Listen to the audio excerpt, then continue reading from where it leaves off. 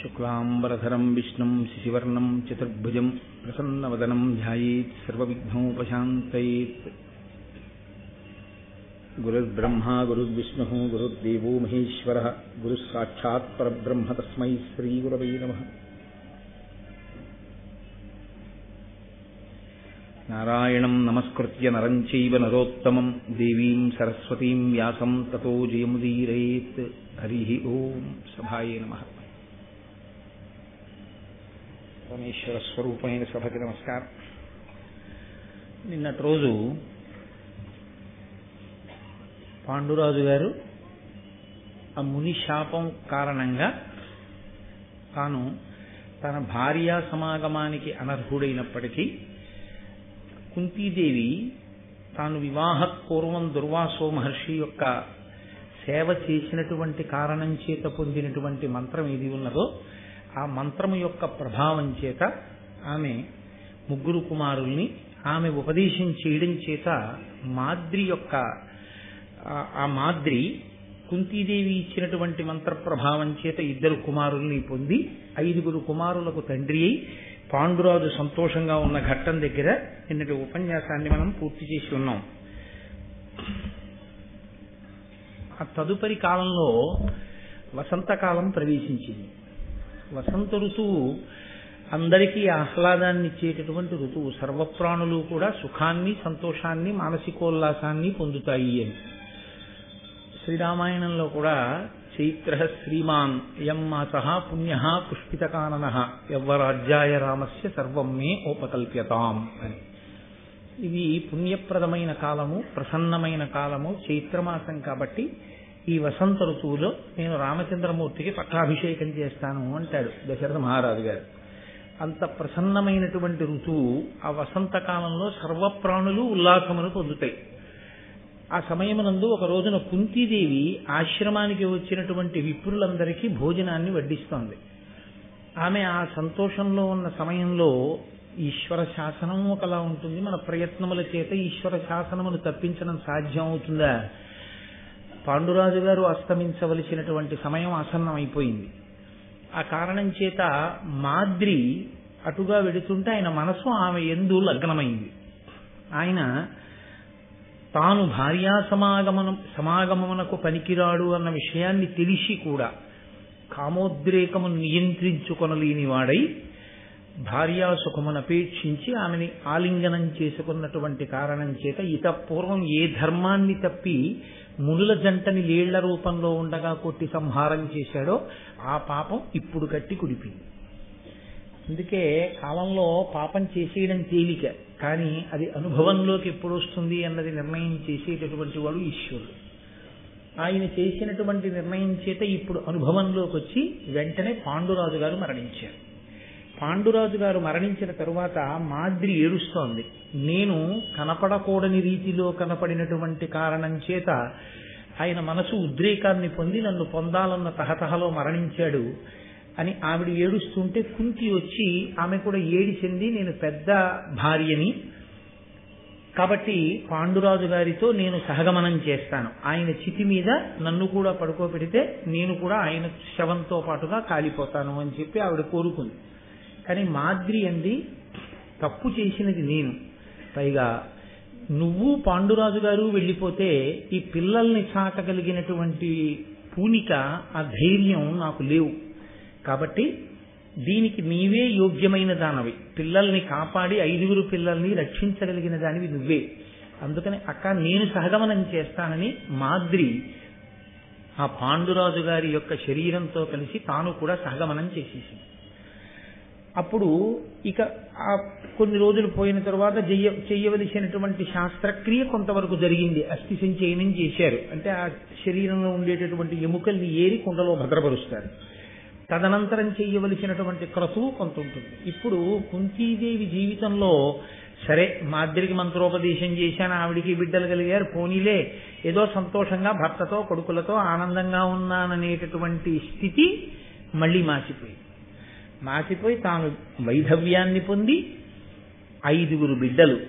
అవతల చూస్తే ధృతరాష్ట్రుడు, ఆయనకి 101 సంతానం, యుయుత్సుడు, సింహాసనం కోసం జరిగేటటువంటి భయంకరమైనటువంటి వైషమ్యాలు, యుద్ధాలు, ఒకరినొకరు చంపుకోణాలు, కుట్రలు, కుతంత్రాలు తాను చూస్తే ఆడది ఎప్పుడూ అంతఃపురం దాటి బయటికి వెళ్ళినటువంటి అనుభవం లేదు.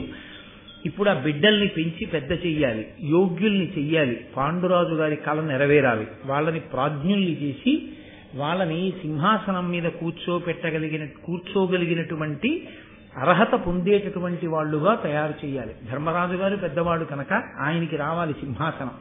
ఇప్పుడు కుంతీదేవి ముందు 2 మార్గములుంటాయి. ఒకటి, నేను ఇన్ని రాజకీయాలు పడి నేను వెళ్ళలేను కాబట్టి పుట్టింటికి వెళ్ళిపోతాను, నా తండ్రి గారు ఈ సమస్యలన్నింటినీ పరిష్కరిస్తాడని తండ్రి గారి దగ్గరికి వెళ్ళిపోవడం. మళ్ళీ తండ్రి గారి దగ్గరికి వెళ్ళిపోవడం అంటే కుంతీదేవి జీవితంలో ఇద్దరు, ఒకరు కన్న తండ్రి, ఒకరు పెంచిన తండ్రి.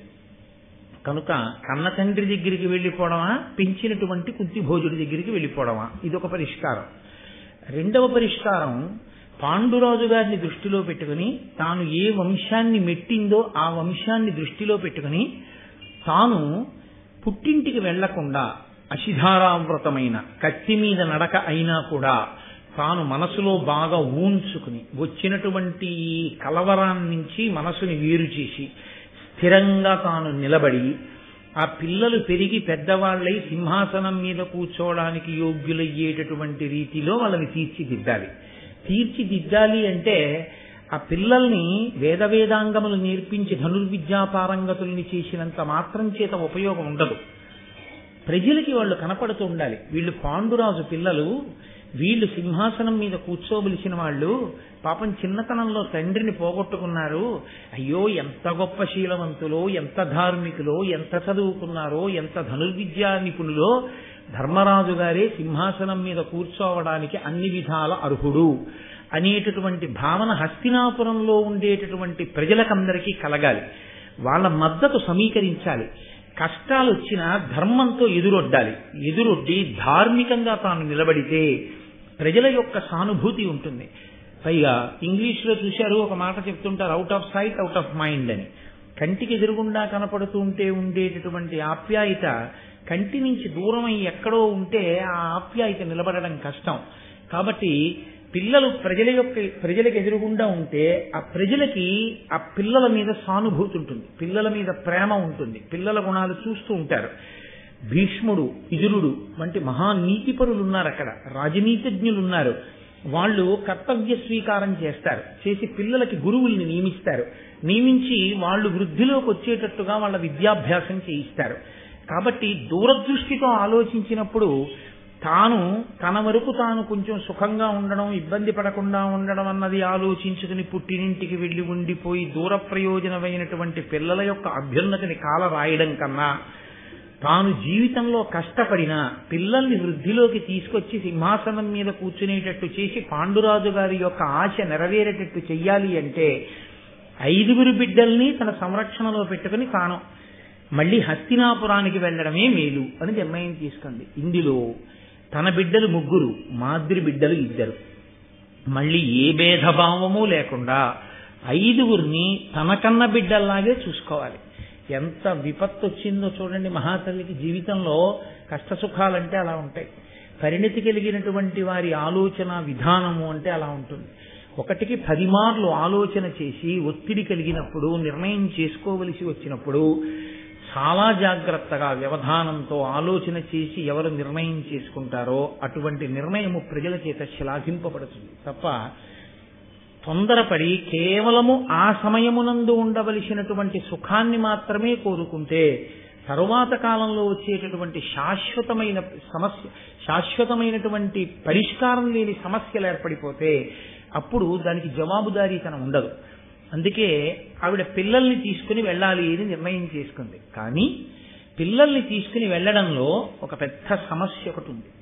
అక్కడ ఉన్నది ధృతరాష్ట్రుడు, అక్కడ ఉన్నది కలిపురుషుడి అంశలో పుట్టినటువంటి దుర్యోధనుడు, ఆయన పిల్లలు, తాను ఆడది.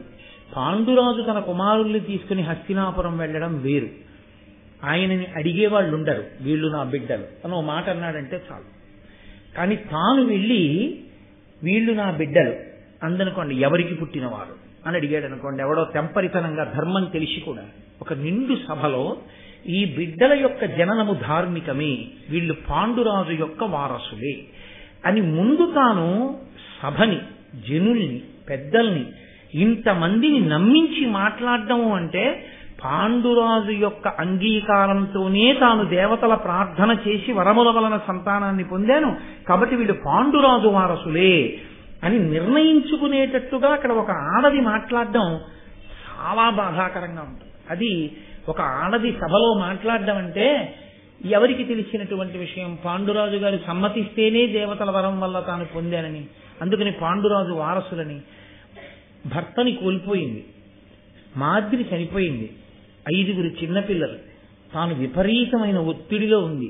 ఇంత ఒత్తిడిలో ఉన్నా తాను మాట్లాడే మాట ఏ ఒక్క మాట కూడా తడబడకూడదు. అంతగా మనసు ఆ మాట మీద స్థిరంగా నిలబెట్టి తాను మాట్లాడిన మాటలు ఏ ఉన్నాయో అవే పిల్లల యొక్క ఉద్ధరణకి ఉపయుక్తములవుతాయి.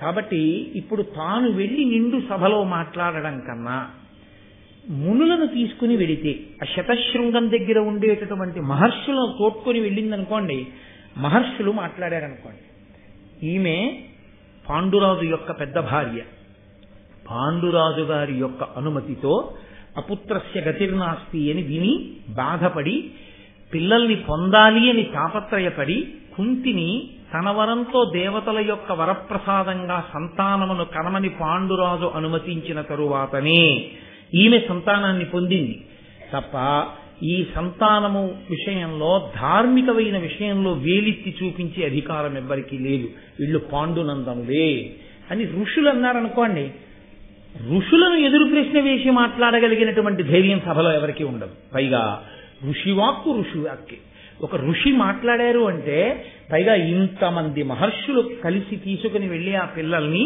ఇంతమంది పనుపున ఒక పెద్ద ఆయన అక్కడ మాట్లాడుతుంటే సభలో కాదని ఎదిరించి అందులో ధర్మలోపాన్ని వెతకగలిగినటువంటి స్థితి, అటువంటి ఉద్ధతితో ఎవరూ మాట్లాడలేరు. కాబట్టి ఎదుటివారు వేసేటటువంటి వ్యూహానికి తాను అడ్డుకట్ట వేసి పిల్లల్ని కోటలో చేర్చడంలో కృతకృత్యురాలవుతుంది. అందుకే మహాతల్లి ఇంత దుఃఖాన్ని ఉగ్గపట్టుకుని భర్త యొక్క అస్థికల కలశతో సహా, పిల్లలతో సహా ఋషులతో కలిసి హస్తినాపురాన్ని చేరుకుంది. ధృతరాష్ట్రుడు, గాంధారి, భీష్ముడు మొదలైనటువంటి వాళ్ళు ఎదురొచ్చారు, స్వాగతం చెప్పారు. నిండు సభలో అందరూ కూర్చునుండగా మునులందరి పనుపున మహానుభావుడైనటువంటి ఒక ఋషి లేచి, వీరందరి పనుపున నేను మాట్లాడుతున్నాను, ఇంతమంది మాట్లాడక్కర్లేదు, వచ్చిన వాళ్ళందరూ చెప్పక్కర్లేదు, ఒక్క పెద్ద ఆయన చెప్తే చాలు. కాబట్టి ఆధ్యక్షము అంటారు, ఒక గౌరవం. కాబట్టి నేను మాట్లాడతాను అని ఆయన మాట్లాడుతున్నాడు. ఆయన అన్నాడు, భానులిభొండు పాండుజనపాలుడు ఘోరతపంబు చేసి ధర్మానిల వాసవాశ్వినుల దైన వరంబున శక్తి పేర్మితో ఈ నరనాథనందనుల ఏవుర వంశ వివృద్ధి పొందే పంచాసన సత్తులంబడసే ఆ శతశృంగ మహానగరంబునన్. ఆ శతశృంగం అనేటటువంటి పర్వతం దగ్గర ఉన్నటువంటి నగరంలో భానులిభొండు పాండుజనపాలుడు ఘోర తపంబు చేసి, సూర్యుడితో సమానమైనటువంటి కాంతి కలిగినటువంటి పాండురాజు ఘోరమైనటువంటి తపస్సు చేసి, ధర్మరాజు, వాయుదేవుడు, ఇంద్రుడు, అశ్వినీ దేవతలు వీరి యొక్క అనుగ్రహం చేత తన యొక్క మాట పలుపున కుంతి, మాద్రి తమకున్నటువంటి మంత్ర ప్రభావము చేత దేవతలను ప్రార్థన చేయగా 5 కుమారులను పొందారు. శక్తి పేర్మితో ఈ నరనాథనందనుల ఏవుర వంశ వివృద్ధి పొందే, వంశ వివృద్ధి పొందే విశేషణం. ఆయన విశేషమైనటువంటి వృద్ధిని వంశమునందు పొందాడు పాండురాజు. కాబట్టి ఇంకా మళ్ళీ వేరే చెప్పక్కర్లా, వాళ్ళు పాండునందనులే ధార్మికంగా, అందులో ఏమీ సందేహం లేదు. కాబట్టి పంచానన సత్తులంబడసే, వాళ్ళు సింహము ఎటువంటి పరాక్రమంతో ఉంటుందో అంతటి పరాక్రమము కలిగినటువంటి పిల్లలు కుంతీదేవికి, మాద్రికి జన్మించారు. కాబట్టి వీళ్ళు పాండురాజు యొక్క పుత్రులు. ఇప్పుడు పాండురాజు లేడు కనుక, పెదతండ్రివి నువ్వు కనుక, భీష్ముడున్నాడు కనుక మీరు ఈ పిల్లల్ని తీసుకెళ్లి జాగ్రత్తగా పెంచి పెద్ద చేయండి. ఇదిగో పాండురాజు యొక్క అస్థికల కలశ, తర్వాత జరగవలసినటువంటి కార్యాన్ని పెద్దలు కాబట్టి మీరు చేయించండి అని ఋషులు ఆ అస్థికల కలశని అప్పజెప్పి ఈ పిల్లల్ని అప్పజెప్పారు. కుంతీదేవి మనసులో ఏది ఆలోచించిందో అది నిజమవుతుంది. నన్నయ్య గారు అన్నీ చెప్పాలని లేదు, కథాక్రమాన్ని చెప్పినప్పుడు వ్యక్తుల యొక్క సౌశీల్యాన్ని మీరు పరిశీలించి గమనించవలసిందే. కష్టం వచ్చినప్పుడు విచలితుడైపోయి కదిలిపోయి తాను చెయ్యవలసినది చెయ్యలేకపోయినవాడు ఊంచుకోలేనివాడు. ఎంత కష్టంలో కూడా తాను ఎక్కడ దేనికి నిలబడ్డాడో దాని యందు చక్కగా బుద్ధితో అధ్యవసాయంతో నిలబడగలిగినటువంటి వాడెవడో వాడు ధార్మికుడు, వాడు బుద్ధిమంతుడు. కాబట్టి మహాతల్లి కుంతి అలా పిల్లల్ని ఆ హస్తినాపురంలో కోటకి చేర్చి పాండురాజు గారిని ధన్యుణ్ణి చేసింది. తదనంతరం వేదవ్యాస భగవానుడు వచ్చారు. ఆ సత్యవతీదేవిని, అంబికని, అంబాలికని ముగ్గురిని పిలిచి ఆయన వాళ్లతో ఒక మాట చెప్పారు. త్రికాలవీధి మహానుభావుడు, ఆయనకి తెలియనిదేం ఉండదు, భూత భవిష్యత్ వర్తమాన కాలములు తెలిసిన్నవాడు. ఆయన అన్నాడు, క్రూరులు విలుప్త ధర్మాచారులు ధృతరాష్ట్ర సుతుల అసద్వృత్తులు నిష్కారణ వైరులు వీరల కారణమున ఎగ్గుపొట్టు కౌరవ్యులకు. ఓ సత్యవతి, ఎక్కడ వంశం ఆగిపోతుందో, నీ భర్త శంతన మహారాజు గారు మరణించిన తరువాత ఆ చిత్రాంగదుడు మరణిస్తే, విచిత్ర వీర్యుడు సంతానం లేకుండానే మరణిస్తే, అంబిక అంబాలికల యందు ధార్మికమైన సంతానము కలగాలని నా అనుగ్రహంతో ధృతరాష్ట్రుడు, పాండురాజు, విదురుడు జన్మించేటట్టు చూశావు. అందులో ధృతరాష్ట్రుడు, పాండురాజు సుక్షత్రియులు. ఇందులో పాండురాజు గారు కుంతి మాతృల యందు 5 పిల్లల్ని పొంది అకస్మాత్తుగా శరీరాన్ని విడిచిపెట్టాడు. ఇప్పుడు ధృతరాష్ట్రుడున్నాడు, ధృతరాష్ట్రుడికి 9 కొడుకులున్నారు. పరమ దౌర్భాగ్యముతో దుర్మార్గమైనటువంటి రాజకీయములు ఇక ప్రారంభం కాబోతున్నాయి. ఇక నువ్వు ఇంటి పెద్దదానిగా, 2 తరాల ముందు నుంచి ఉన్నదానిగా నువ్వు కానీ, ఈ పిల్లలకి నాయనమ్మ స్థానంలో నిలబడినటువంటి అంబిక అంబాలిక కానీ ఇక జరగబోయేటటువంటి కథని చూస్తూ మీరు మనశ్శాంతి పొందేదేమీ ఉండదు. ఎందుచేత అంటే ధృతరాష్ట్రుడికి పుట్టినటువంటి కుమారులు ఎవరున్నారో వాళ్ళందరూ పరమ దుర్మార్గులు జన్మించారు. కాబట్టి ఇక నుంచి కుట్రలు కుతంత్రములు మొదలవుతాయి. కాబట్టి ఇంకా మీరు ఇంటి పెద్దలుగా మీ మాట వినేవాడు లేకుండా ఇంతగా పిల్లలు కొట్టుకుంటుంటే అది చూస్తూ తట్టుకుని ఉండలేరు. కాబట్టి పెద్దవారైపోయారు, ఇక మీ మనశ్శాంతిని మీరు దక్కించుకోండి. కాబట్టి అంతఃపురాన్ని విడిచిపెట్టి సత్యవతి, నువ్వు అంబిక అంబాలికలతో కలిసి అరణ్యానికి వెళ్లి తపస్సు చేసి పరమేశ్వరుడు యందు మనస్సుంచి నువ్వు ఊర్ధ్వలోకములను పొందు అని చెప్తే, సత్యవతీదేవి అంబిక అంబాలిక ఇద్దరిని కోడళ్లను తీసుకుని అరణ్యానికి వెళ్లిపోయి తపస్సు చేసి శరీరాన్ని విడిచిపెట్టి స్వర్గలోకాన్ని పొందింది. ఇక్కడ పిల్లలు ఆ ధృతరాష్ట్రుని యొక్క కుమారులైనటువంటి కౌరవులు, పాండురాజు కుమారులైన పాండవులు అందరినీ కలిపి కురువంశానికి వారసులు కాబట్టి కౌరవులనే పిలుస్తారు. కానీ వ్యవహారంలో కౌరవులు పాండవులు అంటుంటాం. వీళ్ళందరూ కూడా కలిసి సంతోషంగా ఉంటున్నారు. ప్రారంభమునందు ధృతరాష్ట్రుడికి తమ్ముడి మీద ఉన్నటువంటి మమకారం జ్ఞాపకానికి వస్తుండేది. ఎంత మంచివాడురా, ఎంత కష్టపడ్డాడురా, ఎంత రాజ్య విస్తరణ చేశాడు, ఎంత ధనం తెచ్చాడు, ఎన్ని అశ్వమేధయాగాలు చేశాడు, తాను స్వతంత్రుడయ్యుండి కూడా ప్రతి దానికి నాకు నమస్కారం చేసి నా అనుమతి తీసుకునేవాడు కళ్ళు లేకపోయినా. అలాంటి తమ్ముడు అర్ధంతరంగా మరణించాడు. పాపం వాడి పిల్లలని తన పిల్లల ఎడల పాండవుల ఎడల ఏ విధమైనటువంటి భేదభావము లేకుండా సమానంగా చూడడంలో ధృతరాష్ట్రుడి జీవితం ప్రారంభమైంది. అక్కడ వరకు కృతజ్ఞతా పురస్సరంగా ప్రేమతో చూడడం మొదలుపెట్టాడు. ఈ 9 పిల్లలు, ఆ 5 పిల్లలు కలిసి సంతోషంగా చక్కగా కాలం గడుపుతున్నారు. స్వస్తి. శుక్లాంబరధరం విష్ణుం శశివర్ణం చతుర్భుజం ప్రసన్నవదనం ధ్యాయేత్ సర్వవిఘ్నోపశాంతయేత్. గురుర్బ్రహ్మా గురుర్విష్ణుః గురుర్దేవో మహేశ్వరః గురుః సాక్షాత్ పరబ్రహ్మ తస్మై శ్రీగురవే నమః. వ్యాసాయ విష్ణురూపాయ వ్యాసరూపాయ విష్ణవే నమో వై బ్రహ్మనిధయే వాసిష్ఠాయ నమో నమః. కూజంతం రామ రామీతి మధురం మధురాక్షరం ఆరుహ్య కవితాశాఖాం వందే వాల్మీకికోకిలం. శ్రుతిస్మృతిపురాణానాం ఆలయం కరుణాలయం నమామి భగవత్పాదశంకరం లోకశంకరం.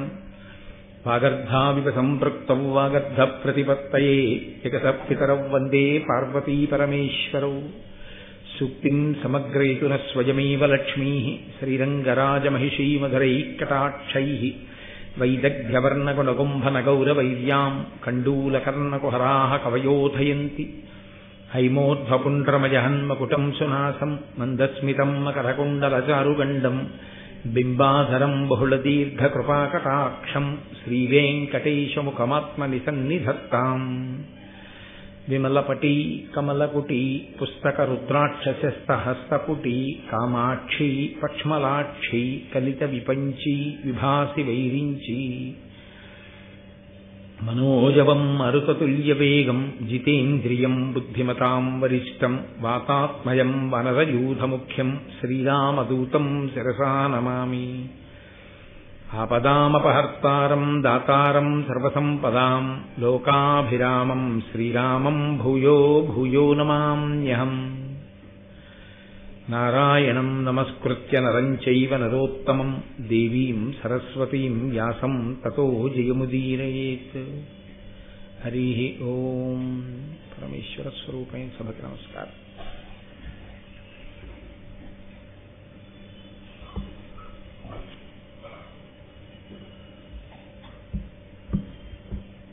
సాక్షాత్ నారాయణాంశ సంభవుడైనటువంటి వేదవ్యాసుడు భూత భవిష్యత్ వర్తమాన కాలములను ఎరుగున్నవాడైన కారణం చేత ఆయన ఆ సత్యవతీదేవి వద్దకు వెళ్ళి ఇక రాబోయేటటువంటి కాలంలో ఈ ధృతరాష్ట్రుని యొక్క కుమారులు సమస్త దుర్గుణములకు ఆలవాలమై విశేషమైనటువంటి అసూయతో ప్రవర్తిస్తారు కాబట్టి ఇక ముందు వినబోయేటటువంటి విషయం అంతా కొంచెం కష్టంగానే ఉంటుంది నీకు. అంటే సత్యవతీదేవిని అంబికని అంబాలికని దృష్టిలో పెట్టుకుని చెప్పినప్పుడు అయ్యో వంశం పెరగాలని నువ్వు కోరుకున్నావు, కానీ ఇప్పుడు జన్మించినటువంటి బిడ్డల యందున్నటువంటి దుర్గుణముల రీత్యా ప్రవర్ధిల్లేటటువంటి ఆ కుటుంబ కలహములను విని ఓర్చుకోవడం నీకు బాధగా ఉంటుంది ఆ పెద్దరికం నిలబడిన చోట.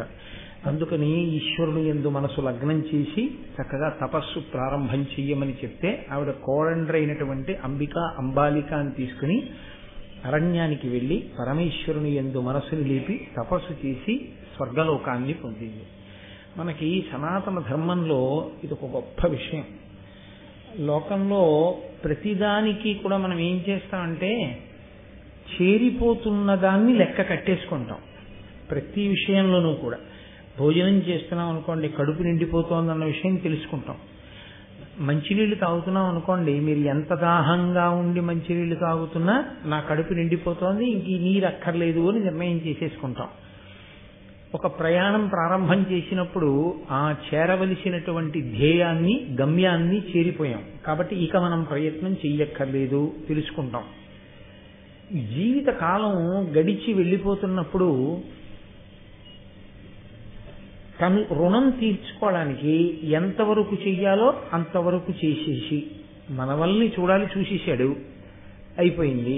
ఇంకా తరువాత సాధ్యమైనంత వరకు నేను 100కి 100 పాళ్ళు యథాశాస్త్రంగా అన్న మాట అనకుండా ఉండడం తప్పు, కానీ కనీసంలో భగవంతుని పట్ల దృష్టిని ఎక్కువ పెట్టేయవలసినటువంటి అవసరం ఉంటుంది. ఎందుచేత అంటే జీవితానికి కూడా ఒక పరిమితి ఉంది కదండి. అది నిరంతర కొనసాగింపుగా కొన్ని వేల సంవత్సరములో ఏదో బ్రతికే అవకాశం ఉండదు. మనం సనాతన ధర్మంలో చాలా గొప్ప విషయం ఏంటంటే మనం పునర్జన్మ సిద్ధాంతాన్ని అంగీకరిస్తాం. జీవుడు ఈ శరీరాన్ని విడిచిపెడితే ఏమీ ఎక్కడికి వెళ్ళిపోడు, మళ్ళీ ఇంకో శరీరాన్ని పుచ్చుకుని వస్తాడు. మళ్ళీ ఇంకో శరీరాన్ని పుచ్చుకుని అన్న మాట అనగానే దానికి కష్ట సుఖాలంటూ ఉంటాయి కదా. ఈ మనసే ఉంటుంది అప్పుడు కూడా. ఉన్నప్పుడు వెంటనే ఏమడుగుతాం మనం? బాబు ఏ శరీరం అయినానండి సుఖంగా ఉండాలంటాం. అది కుక్కో పిల్లో పేనో నక్కో ఏదైనా కానివ్వండి సుఖంగా ఉండాలండి అంటాం. సుఖంగా ఉండాలండి అన్నప్పుడు సుఖంగా ఉండడానికి ఆలంబనం, సుఖంగా ఉండడానికి హేతు ఒక్కటే, ఈశ్వరారాధన, పుణ్యము. ఈ రెండు మరి చేయకపోతే వచ్చే జన్మకి పెట్టుబడి ఏది? చేసుకున్న పుణ్యం వ్యయమైపోయింది, ఈ జన్మలో చాలా అనుభవించేశావు, బోల్డన్ని దండలు చేయించేసుకున్నావు, బోల్డన్ని సన్మానాలు చేయించేసుకున్నావు, చక్కగా సంతోషంగా కాలం గడిపేశావు. ఇదంతా పుణ్యం వ్యయమైపోయింది. మరి వచ్చే జన్మకి మోక్షం పొందేసేయడం అనేటటువంటి దాన్ని నేను తిరస్కరించాను. మంచిదే ఆ ఆలోచన, అది అసాధ్యము, దుర్లభము, అసలు అసంభవము. ఇలా అంటే అసలు ఇంకా ఋషులు చెప్పింది ఎందుకు? అది అసంభవం అన్న మాట నేను అనను, కానీ అంతకన్నా ఉత్తర జన్మ ఉండే అవకాశం ఉంటుందేమో అన్న కోణంలో కూడా ఆలోచించడం చాలా అవసరం. కాబట్టి అప్పుడు భగవంతుని యందు పూనికతో జీవించగలిగినటువంటి ధృతి ఏర్పడాలి అంటే దానికి అధ్యవసాయము అని ఒకటి కావాలి. మీరు చూడండి, దీపాన్ని చాలాసేపు చూసి కళ్ళు మూసుకుంటే మీకు దీపమే కనపడుతుంది. సాధన దేని గురించి చేస్తామో ఆ చేసినటువంటి సాధన యందు లోపల నిలబడిన వస్తువు ఏదో అదే ప్రాణోత్క్రమణమునందు కనపడుతుంది. అందుకని చివరి దశకి వెళ్ళేటప్పటికీ ప్రయత్నపూర్వకంగా ఈశ్వరుడి వైపుకి తిప్పాలి. అలా తిప్పకపోతే చాలా ఇబ్బంది వస్తుంది. ప్రయత్నపూర్వకంగా ఈశ్వరుని వైపుకి తిప్పుట అన్న మాటలో రెండుంటాయి. ఒకటి, మీరు ప్రయత్నం చేయడం ఒకటే కనపడుతూ ఉంటుంది, కానీ ఫలితం అన్నది ఏమీ ఉండదు. ఎందుకని అంటే భౌతికంగా ఈ శరీరంతో ఆశ్రమంలో ఉంటాడు, ఈ శరీరంతో పిల్లలకి దూరంగా ఉంటాడు, కానీ మనసు మాత్రం వాళ్ళ యందే ఉంటుంది, మనసు మాత్రం భోగముల యందే ఉంటుంది. అప్పుడు ఉపయోగం ఏమైనా ఉంటుందా అంటే ఉండదు. అందుకే పూర్వం ఆసీతు హిమాచల పర్యంతము పరివ్యాప్తమైనటువంటి రాజ్యాన్ని పరిపాలన చేసినటువంటి రాజులు కూడా వీటిని విడిచిపెట్టి నారచీర కట్టుకుని వెళ్ళిపోయేవారు. వెళ్ళిపోయి వానప్రస్థాన్ని స్వీకరించి భార్యతో కలిసి పరమేశ్వర పదమునందు నిలబడేవారు. నిలబడి పరమేశ్వరుణ్ణి చేరిపోయేవారు. తప్ప నేను చెయ్యవలసిన కర్తవ్యం అయిపోయింది. నేను ఎంతవరకు పితృరుణం తీరిపోయిందో కొడుకుని కన్నాను, ఆ కొడుకుని కన్నాడు, చూసేశాను మనవడి వరకు, చాలు. ఇప్పుడు నేను ఇన్నాళ్లు వేసుకున్న చెప్పులు వేసుకోవడానికి తగిన స్థితిని కొడుకు పొందేశాడు. నేను ఇన్నాళ్లు ఏ చెప్పులు వేసుకు తిరిగానో అవి ఇప్పుడు నా కొడుకు వేసుకోగలడు. అంటే దాని ఉద్దేశం నిజంగా చెప్పులని కాదు. నా ఉద్దేశం, నేను తండ్రి స్థానంలో నిలబడి నా బిడ్డల్ని అభ్యున్నతి పథంలోకి తీసుకురావడానికి ఏ ఏ ప్రయత్నములు చేశానో అవి నా కొడుకు నా మనవడి పట్ల చేయగలడు. ఆ స్థితి వాడికి కలిగింది, ఆ పరిణితి ఉంది నా కొడుక్కి అని అనుకున్న ఉత్తర క్షణంలో సంసారముతోటి సంగమును బాగా తగ్గించేసుకుని వాళ్ళది ఇంకా వాళ్ళకి విడిచిపెట్టేయి. ఎక్కడికో వెళ్ళిపోక్కర్లేదు. ఇవాళ ఉన్న రోజుల్లో మీరున్న చోట మీరు ఉండి కొడుకు కోడలతోనే ఉండొచ్చు. ఇవాళ నేను ఇందులో ఉన్నట్లు వద్దు అన్న మాట నేను అనలేను, కానీ అది సాహసం. భాగవతం చెప్తూ అలా అనకూడదు, కానీ కనీసం ఇంట్లోనైనా వానప్రస్థుగా బతికేటటువంటి ప్రయత్నం కొంత చేస్తే తాను శాంతిగా ఉంటాడు, కింద వాళ్ళకి శాంతిగా ఉంటుంది. అన్నిటికన్నా పెద్ద ఇబ్బంది ఏమిటో తెలుసా అండి? మీ పెద్దరికము అంగీకరింపబడకపోతే, మీ పెద్దరికము ప్రశ్నిస్తే ఆనాడు చచ్చిపోయినంత అల్లరవుతుంది.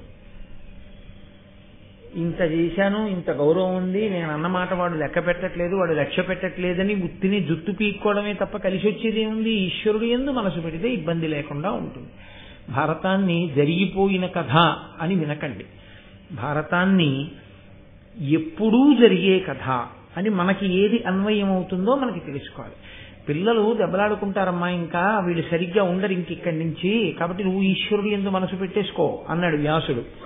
అయ్యి బాబోయ్, అలా దెబ్బలాడుకుంటే అలాగండి, అలాంటప్పుడే నేను ఉండాలి కదండి, ఉండి పెద్దరికం ఏదైనా సరిపుచ్చాలి కానీ నేను వెళ్ళి ఎక్కడ అడవిలో కూర్చుంటే పిల్లలు మరీ పాడైపోతారు కదండి అని అనలేదు కుంతి. అలా అనలేదు సత్యవతీదేవి, అంబిక, అంబాలిక.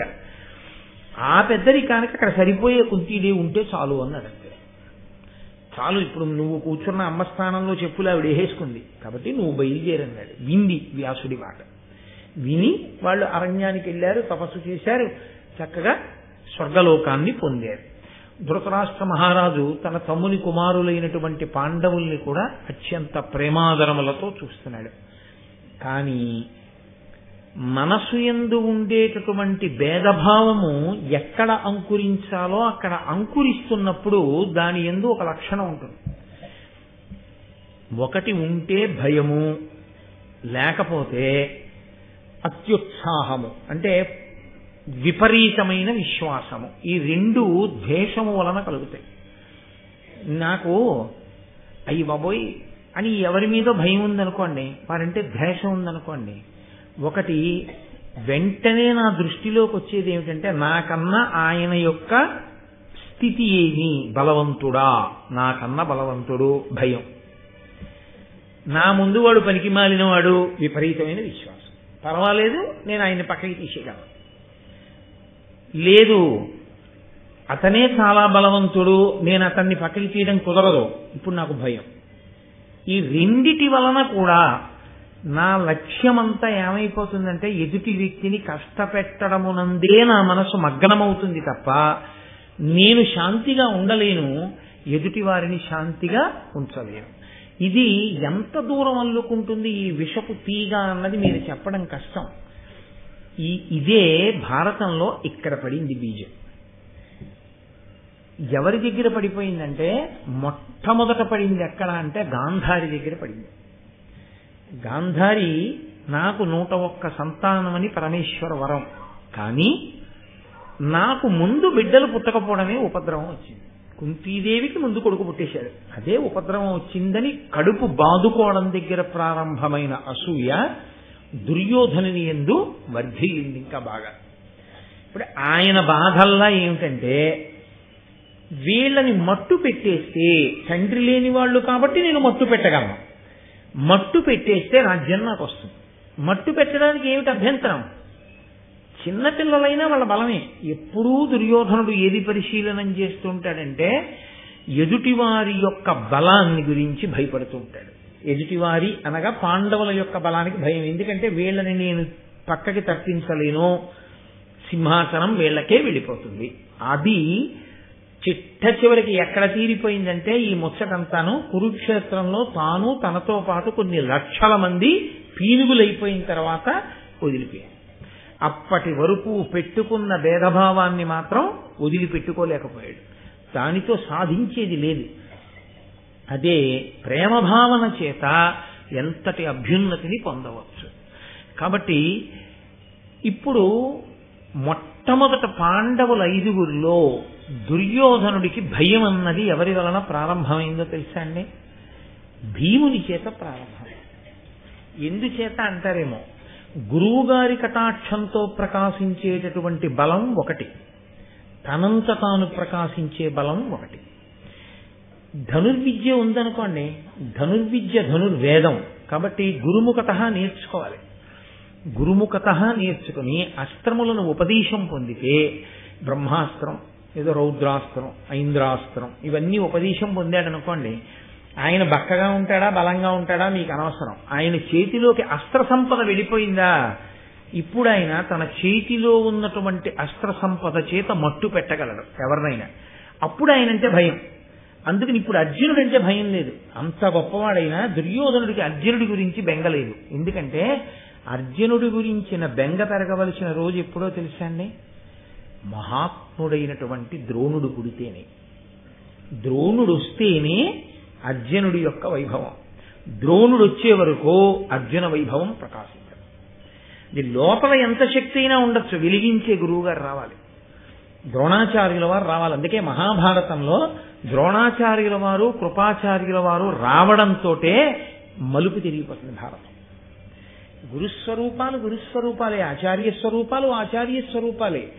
కాబట్టి ఇప్పుడు ప్రస్తుతానికి దుర్యోధనుడి దృష్టి అంతా ఎవరి మీదంటే భీమసేనుడి మీదే. ఎందుకని? నన్నయ్య గారు చెప్పకుండా చెప్పారు. ఆయన శరీర బలం ఎటువంటిది అంటే తల్లి ఒళ్ళోంచి దారి కింద పడిపోతే ఆ కింద ఉన్నటువంటి శిల ముక్కలై పిండి అయిపోయింది. అంతటి బలమైన బలం. అది దాస్తే దాగేది కాదు బలం అన్నది, అసలు దాగదు. శైశవ క్రీడల యందు పిల్లలు ఆడుకునేటప్పుడు ఆ బలం తెలిసిపోతుంది.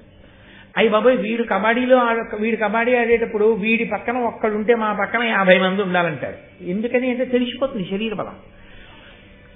ఆ శరీర బలానికి భయపడ్డం మొదలుపెట్టాడు దుర్యోధనుడు. కానీ ఈ బలము పింపొందేది దేని వలన అంటే ఈశ్వరానుగ్రహము వలన. ఈశ్వరానుగ్రహము దేని వలన? సద్బుద్ధి వలన.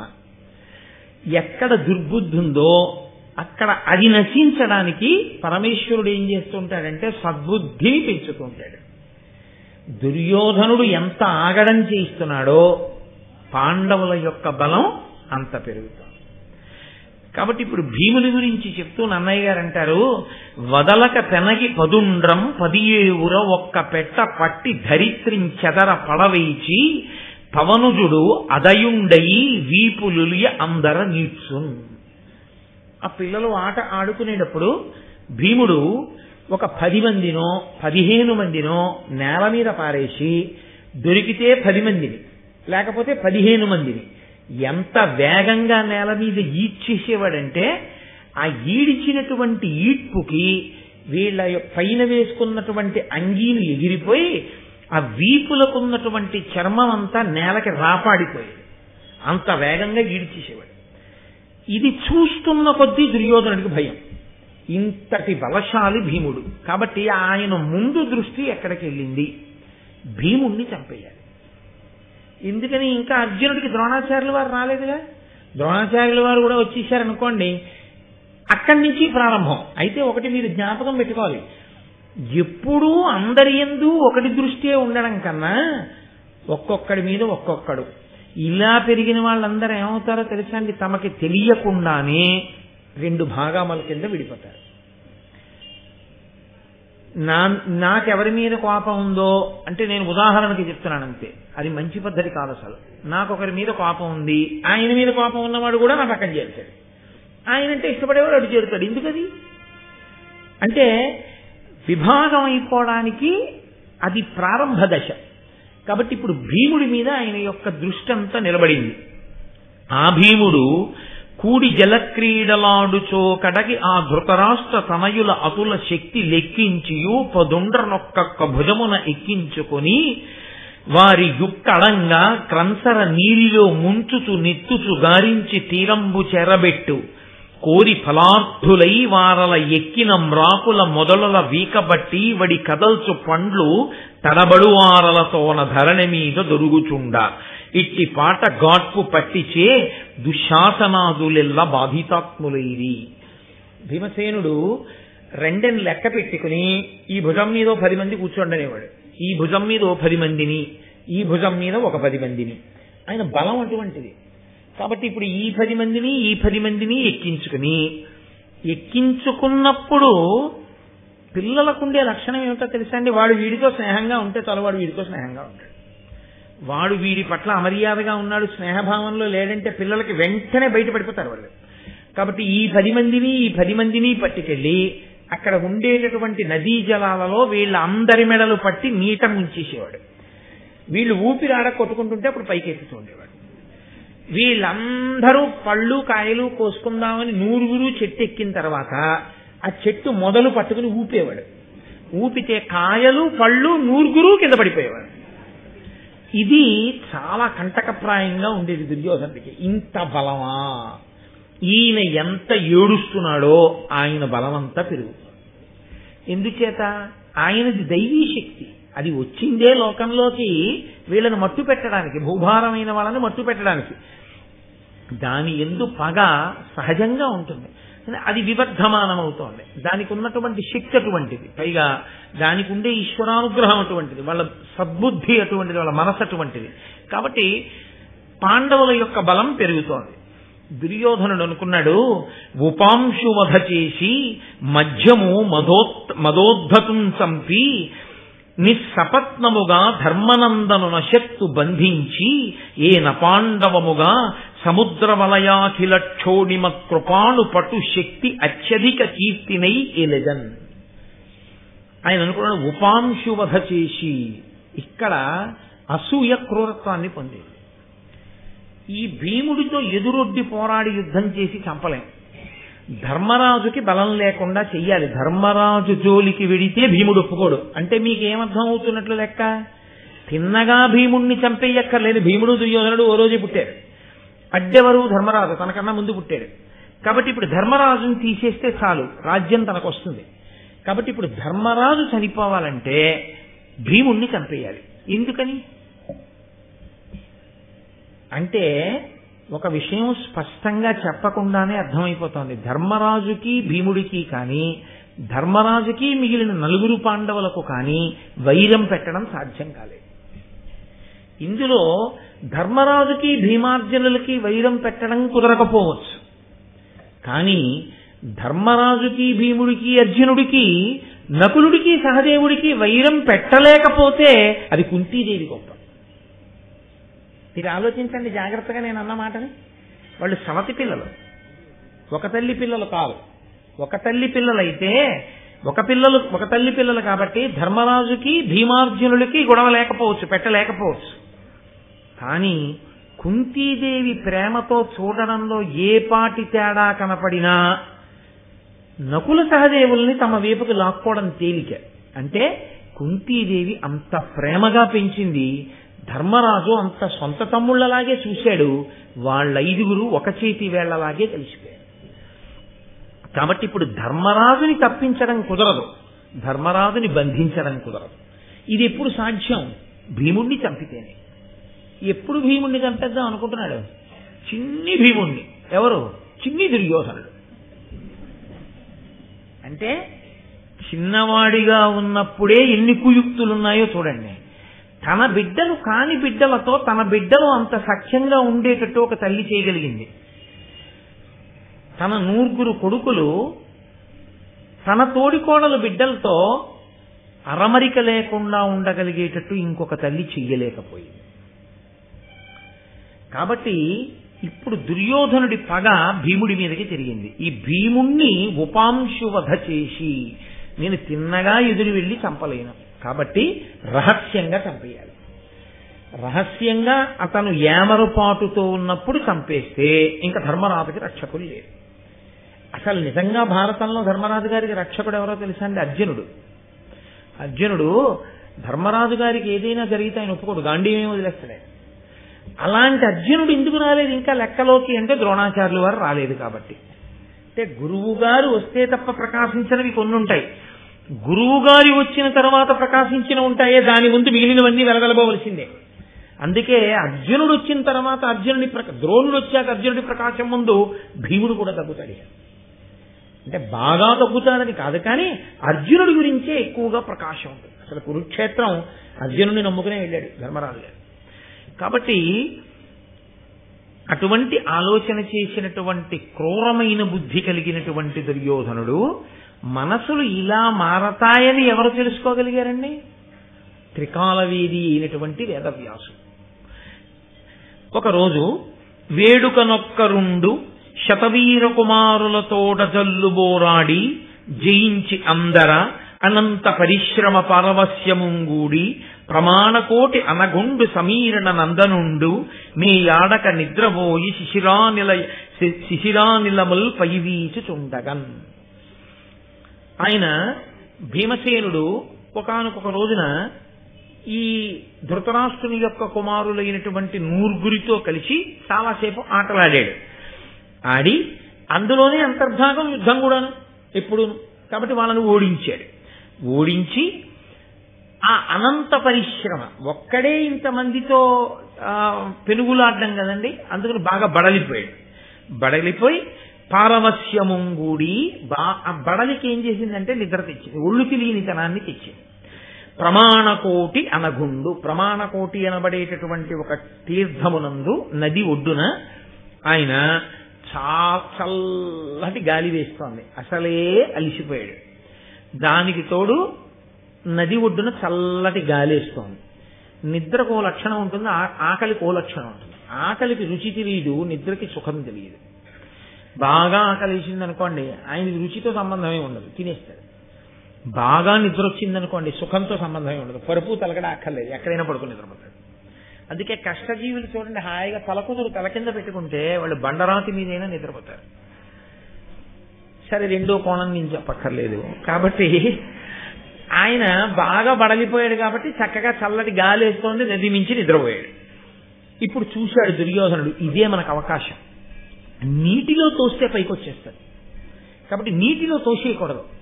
ఈ పిల్లవాడిని జాగ్రత్తగా, ఎంత గాఢ నిద్రలో ఉన్నాడంటే ఏం చేస్తున్నాడో తెలియదు, అంత నిద్రపోతున్నాడు. నీటిలో పడేస్తే బయట పడాలి అంటే ఒక్కటే ఆధారం, కాళ్ళు చేతులు పనిచేయాలి. కాళ్ళు చేతులు పనిచేస్తే ఈత కొడతాడు, కొంతసేపు ఈత కొట్టి ఒడ్డుకొస్తాడు. కాళ్ళు చేతులు కట్టేస్తే పైకి రాడు. కాళ్ళు పెట్టి కట్టేశారనుకోండి, ఇప్పుడు ఇంకా చిన్నతనం కదండి, ఇంకా అంత బాగా అలవాటు లేదు ఇలాంటి విషయాలు. కానీ దుర్యోధనుడు ఆలోచన ఎంత దూరం ఉందో చూడండి. అప్పుడే పడేయడం అంటే పడేస్తారు, పడేసిన తర్వాత 2 కోణాలు ఉంటాయి. ఏ కారణం చేతనైనా బయటికి వస్తే వీళ్ళు ఉంటారా ఇహ? అందుకని పడేసి పారిపోవాలి. పడేసి పారిపోయిన తర్వాత బయటికి వచ్చాడో సరే వీళ్ళ సంగతి చూద్దాం లేని ఊరుకుంటాడు. ఆ తర్వాత సంగతి అప్పుడు ఆలోచిద్దాం. ఒకవేళ వీళ్ళు అనుకున్నట్టు చనిపోయాడు అనుకోండి, తాళ్ళలో ఏవో కట్టారనుకోండి, భీష్ముడు ఊరుకుంటాడా? ఎవడు తాళ్లు కట్టి నీళ్లలో తోశాడని అడుగుతాడు. అప్పుడు వీళ్ళు తట్టుకోగలరా భీష్మాచార్యుల వారి ముందు? అందుకని ఆయనే చనిపోయినట్టు ఉండాలి. ఆయనే చనిపోయినట్టు ఉండాలంటే ఏం చేయాలంటే, తెలియక ఈత కొట్టుకుంటూ ఏడుక్కో వెళ్ళిపోతే పెద్ద పెద్ద లతలు తీగలు చుట్టేసుకున్నట్టుగా ఉండాలంటే చాలా గట్టిగా ఉండేటటువంటి తీగలతో కాళ్ళు చేతులు కట్టేయాలి, కట్టి తోసేయాలి. అప్పుడు శవం దొరికిన తీగలు కదా చుట్టుకుని ఉన్నాయి. ఎక్కడికో ఈతకెళ్ళాడు, కాళ్ళకి తీగలు చేతులకి తీగలు చుట్టుకుపోయాయి, ఈదలేకపోయాడు, అక్కడే చచ్చిపోయాడు. కాబట్టి అలా అనుకుంటారు, ఆ తీగలు చూసి తన్ను అడగరు. కాబట్టి సాక్ష్యం లేని హత్య చేయడంలో పునాదులు వేసుకున్నవాడు చిన్నతనంలో దుర్యోధనుడు. ఎంత క్రూరమైన ఆలోచనలు ఎంత దూరం వరకు వెళ్ళాయో చూడండి. అని ఆ పవనుడు అతి ఘన లతికా పాశావళుల అంట గట్టించి మహాకోపమున గంగమడువున త్రోపించే సుయోధనుండు దురితకరుండై, తప్పుడు పనులు చేసేటటువంటి వాడై ఘనలతికాపాశావళుల అంటగట్టించి, ఆవళుల అంటే వరుసలు, దీప ఆవళి అని కదా అంటాం. బోలెడన్ని తీగలు తెప్పించి, ఏదో 1, 2 తీగలు కాదు, శుభ్రంగా 2 చేతులు 2 కాళ్ళు ఆ తీగల యొక్క వరుసల చేత గట్టిగా కట్టేశాడు. కట్టేసి ఆ పిల్లవాడిని ఎత్తి తీసుకెళ్లి ఆ నదిలో పారేసి అమ్మయ్యా ఇక కాళ్ళు చేతులు కట్టేశాం, ఇంకేం వస్తాడు బయటికి? చచ్చి ఊరుకుంటాడు, లోపలికి వెళ్ళిపోతాడు. అసలు చేతులు కాళ్ళు ఉంటే కదండి కొట్టుకోవడానికి లేవు, ఇంకా పైకి వచ్చేది ఏముంది? మూట వెళ్ళిపోయినట్టు వెళ్ళిపోతాడు అని ధైర్యంగా ఇంటికి వెళ్ళిపోయాడు. వెళ్ళిపోతే ఇక్కడ నన్నయ్య గారు ఒక ఆశ్చర్యకరమైనటువంటి ప్రయోగం చేశారు, అద్భుత ప్రయోగం. ఆయన అన్నారు, కర్మబంధనముల గ్రక్కున బాయుడు పుణ్యగతికి నగయు పురుషునట్లు బంధనములెల్ల బాయుడు భీముండు నీరిలోన నుండి నగయుదించే. పుణ్యాత్ముడైనటువంటి వాడు ప్రాణోత్క్రమణం అయ్యేటప్పుడు కర్మబంధాలన్నీ తెంచుకుని ఊర్ధ్వలోకాలకు ఎగిరిపోయినట్టు నీటిలో పడగానే తెలివచ్చిన భీముడు ఒక్కసారి ఇలా అనేటప్పటికీ ఇన్ని తీగలు తెగిపోయి అమాంతం ఒక్కసారి ఈత కొట్టుకుని ఆయన బయటకు వచ్చాడు. ఇంత ఆలోచన చేసిన వాడు భీమబలం ముందు నిలబడలేకపోయాడు. అంటే ఏమంటే ఇంకొక రకంగా ఆపద రాకూడదా? రాదు. గభాలన పడగానే కంగారు పడిపోయి అదేంటి కాళ్ళు చేతులు ఆడటం లేదని తనకి తీగలు కట్టున్నాయని తెలుసుకునే లోపల గభాలను ఇంకో మొసలొచ్చి పట్టుకోకూడదా? పట్టుకుంటుంది ఎప్పుడు. ఆయన మనసు కూడా పాపభూయిష్టం అయి ఉంటే ఆపదలు వస్తాయి. వచ్చిన ఆపద కూడా ఎందుకు తొలుగుతుంది? పరమేశ్వరుని యొక్క అనుగ్రహం ఉంటే.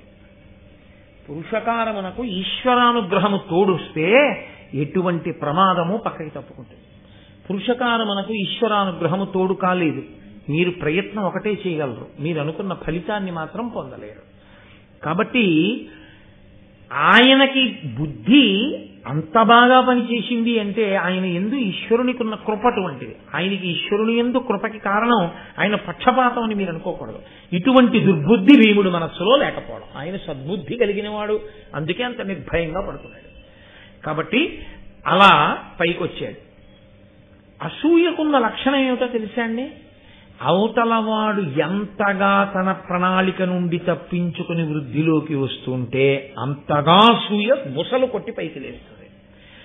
కాబట్టి ఇప్పుడు మరింత కోపం వచ్చి నీటిలోకి తోస్తే కదా పైకొచ్చాడు. ఈ మాట నిద్రపోయినప్పుడు అసలు ఇక నిద్రలోనే ఉండిపోవాలి, పైకి లేవకూడదు, అలాంటి పని చెయ్యాలి.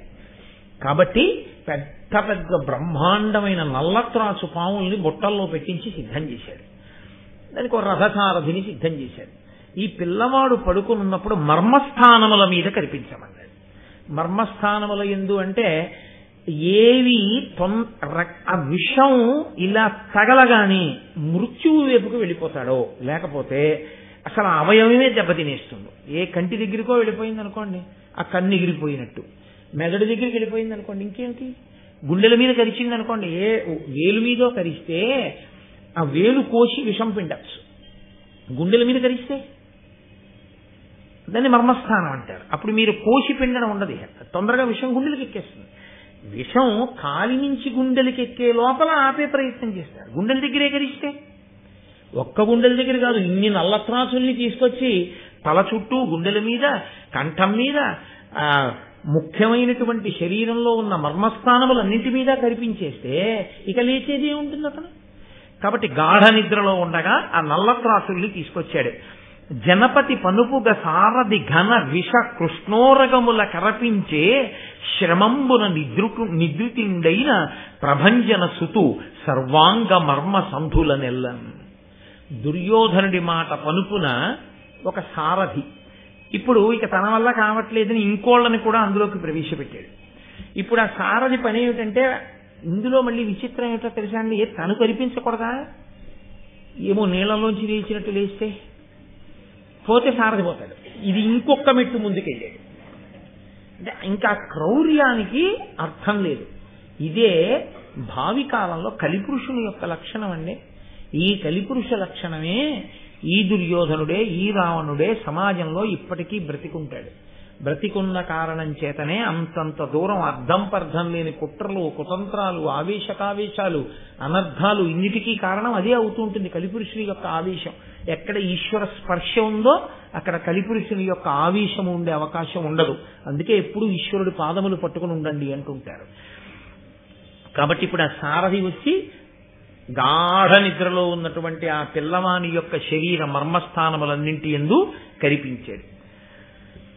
అవిరళ విషపణిదంస్త్రలు పవనుకు వజ్రమయ తనువు పై తోలును ఓపవ వేధింపగా పాప వ్యవసాయ పనులు పాప వ్యవసాయుల చెయ్యు అర్థవంతములగునే. ఆ నల్లత్రాసుల్ని తీసుకొచ్చి ఒళ్ళంతా కరిపిస్తున్నాను, చచ్చిపోతాడని సారథి అనుకున్నాడు. ఎప్పుడు చచ్చిపోతాడు అవతలవాడు పాము కరిస్తే? దాని యొక్క కోర, ఆ ఘాటు మనిషి శరీరంలో ఉండేటటువంటి రక్తంతో స్పర్శ పొందేటట్టుగా కరవగలిగితే దాని విషపు తిత్తుల్లో ఉన్నటువంటి విషం వెంటనే రక్తంలో కలుస్తుంది, అది ఊనిసినప్పుడు. కానీ ముందు దాని దంస్ట్ర తగిలినప్పుడు తెగాలి, తెగి అది రక్తానికి తగలాలి. తగిలితే ఆ రక్తంలోకి విషం ఎక్కుతుంది.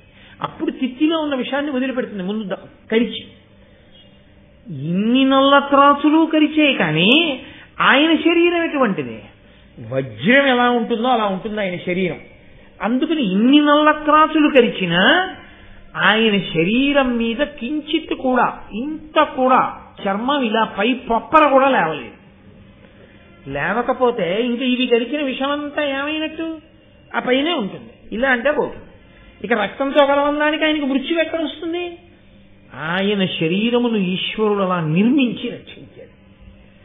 కాబట్టి ఇప్పుడు ఆ పాములన్నీ వీడు కనిపిస్తున్నాడు, చచ్చిపోతాడు అనుకోండి, అవన్నీ కరుస్తున్నాయి. ఆయనకి ఎక్కిన విషయం లేదు. కానీ ఇవి బుస్సు బుస్సుమంటూ ఓహో వినబడి కరుస్తున్నాయి. ఆయనకి ఏమీ ఎక్కడ తెగిన ఘాటు కూడా లేదు, కానీ ఆయనకి తెలివి వచ్చింది. ఆ తెలివి రావడం కూడా ఈశ్వరానుగ్రహం. కాబట్టి ఆయనకి తెలివి వచ్చింది. ఆయనకి తెలివి వచ్చి చూశాడు. వెంటనే నన్నయ్య గారు ఎప్పుడూ కూడా మనుష్య జీవితానికి పనికొచ్చేటటువంటి మాట, అద్భుతమైన మాట ఒకటి చెప్తుంటాడు. ఆయన వెంటనే అన్నారు, పాప వ్యవసాయుల చెయ్యులు అర్థవంతములగునే. పాపభూయిష్టమైనటువంటి జీవనము కలిగినటువంటి వారి సంకల్పం ఏదున్నదో అది నెరవేరదు. శివ సంకల్పమస్తు అంటుంటాం మనం. ఎవరి సంకల్పము నెరవేరుతాయంటే, ఎవరి సంకల్పములు నిజంగా రూపుదాలుస్తాయంటే వారంత చిత్తశుద్ధి కలిగిన వారై, ఆంతరమునందు కూడా స్వార్థము లేని వారై, త్రికరణ శుద్ధిగా భగవంతుణ్ణి పట్టుకున్నవారై, అంతటి భాగవతోత్తములైతే వారు చేసిన సంకల్పమేదో ఆ సంకల్పము నెరవేరుతుంది. అందుకే మనం చేయకూడదు సంకల్పం. అందుకే పూర్వం వీరికి వీరు తగునా పెళ్లికి పెద్దలను అడిగేవారు. పెద్దలు చూసి, మంచిదయా, మీ అబ్బాయికి ఆ ఇంట్లో అమ్మాయికి బాగుంటుంది, ఆ అమ్మాయిని కోడలుగా తెచ్చుకో. ఇప్పుడు ఎవరిది సంకల్పం? పెద్దల ఆశిస్తుంది దానికి. పెద్దలు నిశ్చయించినారు గాన వారి సంకల్పం ఉంది కాబట్టి చేస్తున్నాం. వాళ్ళు పిల్లలు పుట్టవలేదని ఏడవలసిన రోజు ఉండదు, పిల్లలు పాడైపోయారని ఏడవలసిన రోజు ఉండదు. తామర తంపరగా వంశం పెరుగుతుంది, అటువంటి విద్వాంసులు జన్మిస్తారు. దానికి సంకల్పం ఒక మహితాత్ముడి అయి ఉండాలి. పాపభూయిష్టమైనటువంటి జీవనం ఉన్నవాడి సంకల్పాలు ఎలా నెరవేరుతాయి? అవి నెరవేరవు. కాబట్టి పాపుల సంకల్పము ఎందుకు నెరవేరుతుంది? దుర్యోధనుడు పాములతో కరిపిద్దామనుకుంటే మాత్రం ఎందుకు చచ్చిపోతాడు దుర్యోధనుడు? ఇప్పుడు కాదు, ఎప్పటికీ జరగదు. ఇప్పుడు ఈ మాట అంటే దుర్యోధనుడు మంచివాడైపోవడం అంటూ జరిగితే భీముణ్ణి కానీ, అర్జునుడిని కానీ, ధర్మరాజుని కానీ, నకుల సహదేవులకు కానీ ఇలా చంపే ప్రయత్నం ఉండదు. దుర్యోధనుడు మారనంత కాలం పాండవుల జోలికి వెళ్ళినా చంపలేడు. కాబట్టి కురుక్షేత్రం అయిపోయేటప్పటికి దుర్యోధనుడు ఉండడు, పాండవులు ఉంటారు. ఈ పద్యంలోనే తీర్పు చెప్పేశారు నన్నయ్య గారు. కాబట్టి ఇప్పుడు ఆయన లేచాడు. లేచి ఏమిటో పావులన్నీ ఏమిటి, వీడేమిటి అని ఒకసారి చూశాడు. అవే సామాన్యమైన పావుల, పెద్ద పెద్ద నల్లత్రాసులు చుట్టూ పడున్నాయి. అలగుబలండు భీముడును అంతన మేల్కొని అవిశోరగంబుల చరణంబులంజమరి మొక్కువ వాతను నిత్తు రొల్కగా తలరగ సారథించరిచే తానపహస్తమునన్ వసుంధరాతలమున క్రెళ్ళె సారథయు తక్షణ మాత్రన ముక్త జీవుడై.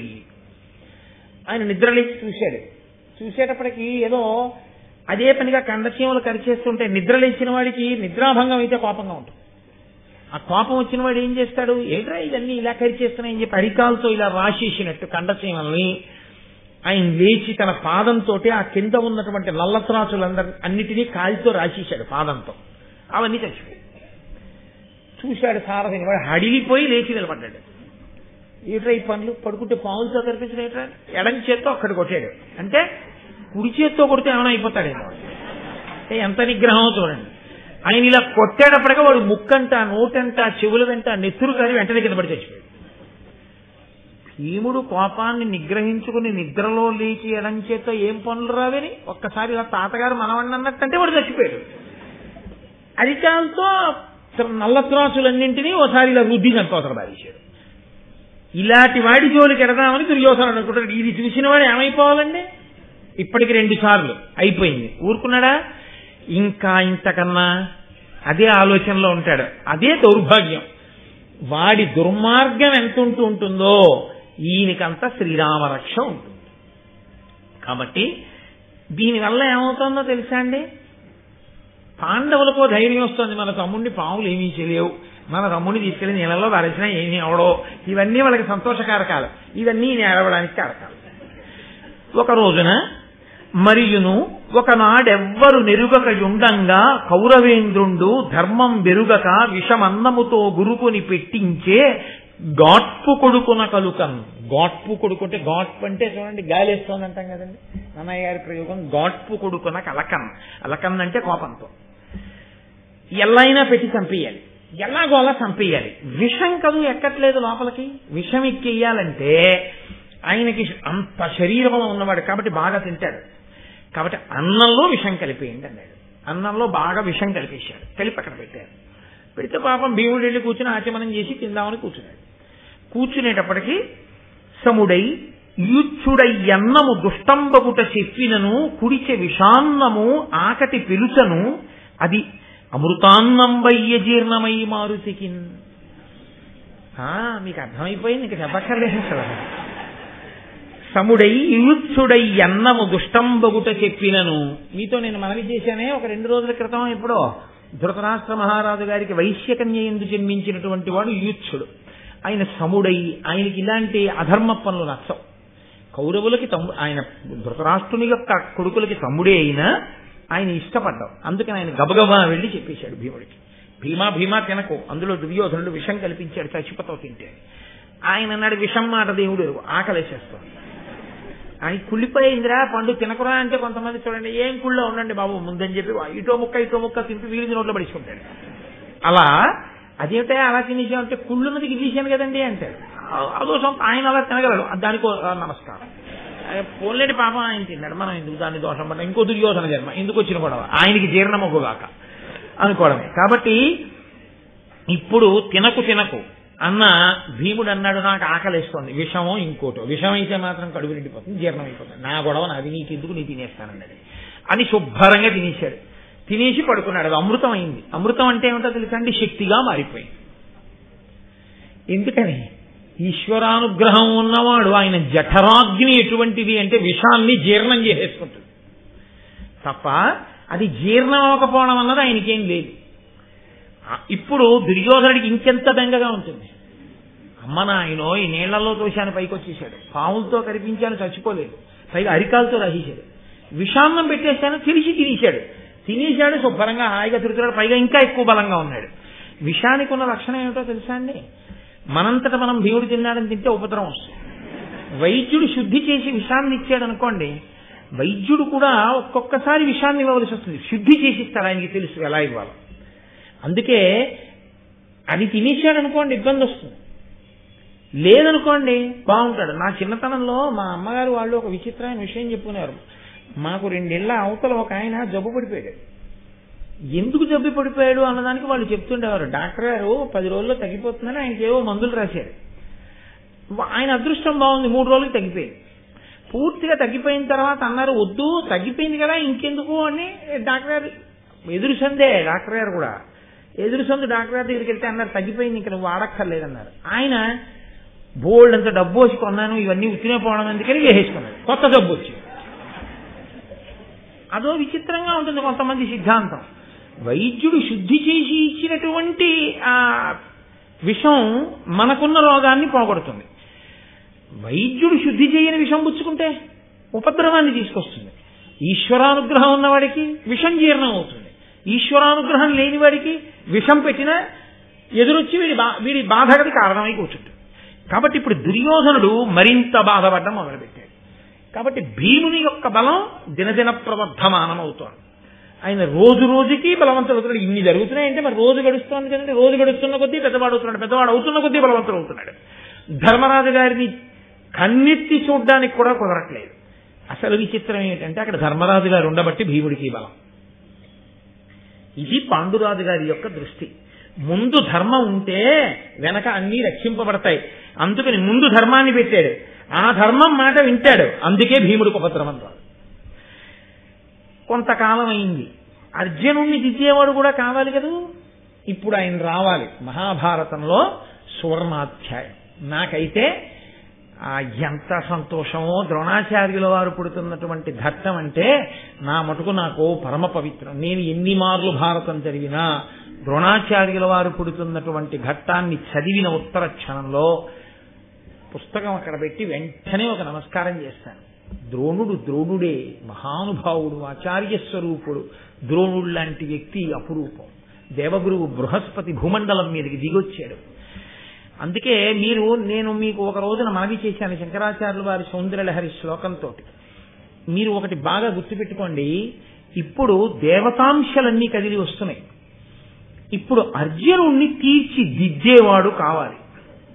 ఆచార్యుడై కూర్చుని ఎక్కడ లేని అస్త్ర సంపదని ఇవ్వాలి అర్జునుడికి. అర్జునుడికి కాదు, గురువుగారు ఒక్కరికి ఇవ్వడానికి రాదు.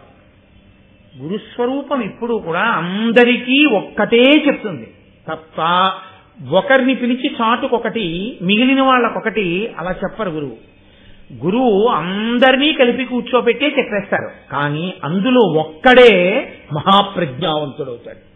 ఎందుకో తెలుసా అండి? వాడికి గురువు గారి మీద ఉన్న గురి, వాడు చేసే సాధన చేత వాడు రాటు తేలుతాడు. అర్జునుడు అటువంటి వాడు. కానీ భూమి మీద ఉన్నటువంటి సీతాఫలం గింజ, అది అద్భుతమైన విత్తనం, ఇంతంత పండు పండుతుంది. కానీ దానికి ఒక వాన చుక్క తగలాలి, తగిలితేనే అది చెట్టు. ఇప్పుడు రావాలి వాన చుక్క. అది సాక్షాత్ దేవగురువు బృహస్పతి పుట్టాలి. ఆయనే ద్రోణాచార్యుల వారిగా రావాలి. ఆయనే ద్రోణాచార్యుల వారిగా రావాలంటే అటువంటి మహానుభావుణ్ణి కొడుకుగా పొందగలిగినటువంటి గొప్ప బ్రాహ్మణుడికి ఒకడికి మనసు కదలాలి. ఆయన మనసైతే కదలచ్చు, కానీ ఆయన తేజస్సుని భరించగలిగిన క్షేత్రం ఉండద్దు. శివవీర్యం స్ఖలనమైంది, ఏది పట్టుకోగలిగింది లోకంలో? ఏ భూతము పట్టలేకపోయింది. ఆఖరికి నీరు పట్టలేకపోయింది, ఎవ్వరూ పట్టుకోలేకపోయారు. ఆ తేజస్సు యొక్క శక్తిని భరించగలిగిన సుక్షేత్రము కాకపోతే ఆ తేజస్సు పాడైపోతుంది. ఆ తేజస్సు పాడైపోతే అది ఫలవంతము కాదు. అటువంటి క్షేత్రము లేదనుకోండి ఆ సమయానికంటే అసలు బృహస్పతి యొక్క తేజస్సుని బిడ్డగా మార్చగలిగినటువంటి క్షేత్రమే లేదు. అటువంటి తేజస్సు. ఆ తేజస్సు అంటే బృహస్పతిని ద్రోణుడుగా కనడానికి వీలైనట్టుగా తేజస్సు కదిలితే పట్టగలిగినటువంటి క్షేత్రము లేనంత మహాపురుషుడు ఆయన అయ్యుంటే, క్షేత్రమే లేకపోతే ఎలా ఇప్పుడు ఆ పిల్లాడు పుట్టడం? పరదేవతానుగ్రహం కలిగిందనుకోండి, ఎక్కడి నుంచైనా పుడతాడు, ఎలాగైనా పుడతాడు. అది అసాధారణమైన రీతిలో పుడతాడు. అసలు అమ్మ అని పిలవడానికి ఒక ఆడదాని స్పర్శ అవసరం లేకుండా పుడతాడు. ఇంతమందిని సృష్టించినటువంటి ఈశ్వరుడికి అలా ఒక ప్రాణిని సృష్టించడం అసంభవం అని మీరు అనుకోకూడదు. 5 భూతములను, పంచమహాభూతములను సృజించి ఈ లోకాన్నంతటినీ ఇంత నిర్వహణ చేస్తూ ఇన్ని కోట్ల జీవరాశుల మనసులలో ఉన్న భావాల్ని, మనసుతో చేసిన పాపపుణ్యములను కూడా వ్రాయగలిగినటువంటి గొప్పవాడికి క్షేత్రము లేకుండా ఒక మహాపురుష తేజమును సంతానంగా మార్చడం కష్టమా? ఈశ్వర శక్తిని నువ్వు ప్రశ్నించగలిగినటువంటి ధీరుడవా? అంత తెలివైన వాడివా నువ్వు? కుదరదు. కాబట్టి ఈశ్వరానుగ్రహం కలిగింది. ఎటువంటి ఆశ్చర్యకరమైనటువంటి విషయములైనా సరే లోకంలో సంభవం అవుతాయంటే దానికి అదేంటండి అది అలా జరుగుతుందా అని ప్రశ్నించేటటువంటి అవకాశమే ఉండదు. లోకంలో అనేకమైనటువంటి చిత్ర విచిత్రమైనటువంటి విషయాలు జరుగుతున్నప్పుడు మనందరం ఇదేమిటంటే ఇది సృష్టికి విరుద్ధంగా ఉంది, ఇంత విచిత్రంగా ఉంది ఏమిటంటే అని మనం పేపర్లలో చదవట్లేదా? లేకపోతే విని ఆశ్చర్యపోవట్లేదా? నేను మీతో మనవి చేశాను, మహాభారతం చెప్తున్నప్పుడే ఒక తల్లికి ఒకనకొకప్పుడు ఒక పాము పిల్ల పుట్టింది అని.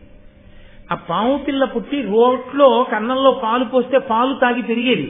ఆ పాము చనిపోయే రోజున తల్లిగారు ఎక్కడికో పెడితే ఆవిడకి కల్లోకి వచ్చి చెప్పింది, అమ్మా నేను వేడి పాలల్లో పడిపోయానమ్మా, చనిపోతున్నాను, నా పేరు పెట్టుకోమ్మా వంశంలోని. ఆ వంశంలో ఉన్న వాళ్ళందరికీ ఆ పేర్లు పెట్టారు. సంభవం కాలా? ఇది నేను కాదు చెప్పింది, సాక్షాత్ కంచికామకోటి పీఠాధిపత్యం వహించిన నడిచే దేవుడైన పరమాచార్య పేర్లతో సహా ఉటంకించారు. ఒకసారి సంభవం అయింది. చచ్చిపోయిన పిల్లల్ని బతికించారు, అనుగ్రహిస్తే మహాపురుషులు. శృంగగిరి పీఠాధిపతులు చంద్రశేఖర భారతీ స్వామి వారు లోపల అభిషేకం చేస్తున్నారు. పల్లెటూరు నుంచి ఒక తల్లి భర్త వద్దు వద్దు అన్న వినకుండా పిల్లాన్ని తీసుకుని వెళ్ళింది. వెళ్ళి విడిదిలో ఉంది, అభిషేకం ప్రారంభమవుతోంది గురునివాసులో. ఈ పిల్లాడు ఒక్కసారి గుడ్లు తేలేసేసి నల్లబడిపోయి కొయ్యి అయిపోయాడు. వాళ్ళందరూ అయ్యో మేము అభిషేకం చూడడానికి వచ్చాం, మేము వెళ్ళిపోతాము, ఎవరికైనా చెప్తానులే, వచ్చి డాక్టర్ దగ్గరికి తీసుకెళ్తారని వెళ్ళిపోయారు. చీకటి పడిపోయింది, ఎవరు లేదు, ఆ పిల్లాడు చచ్చిపోయాడు.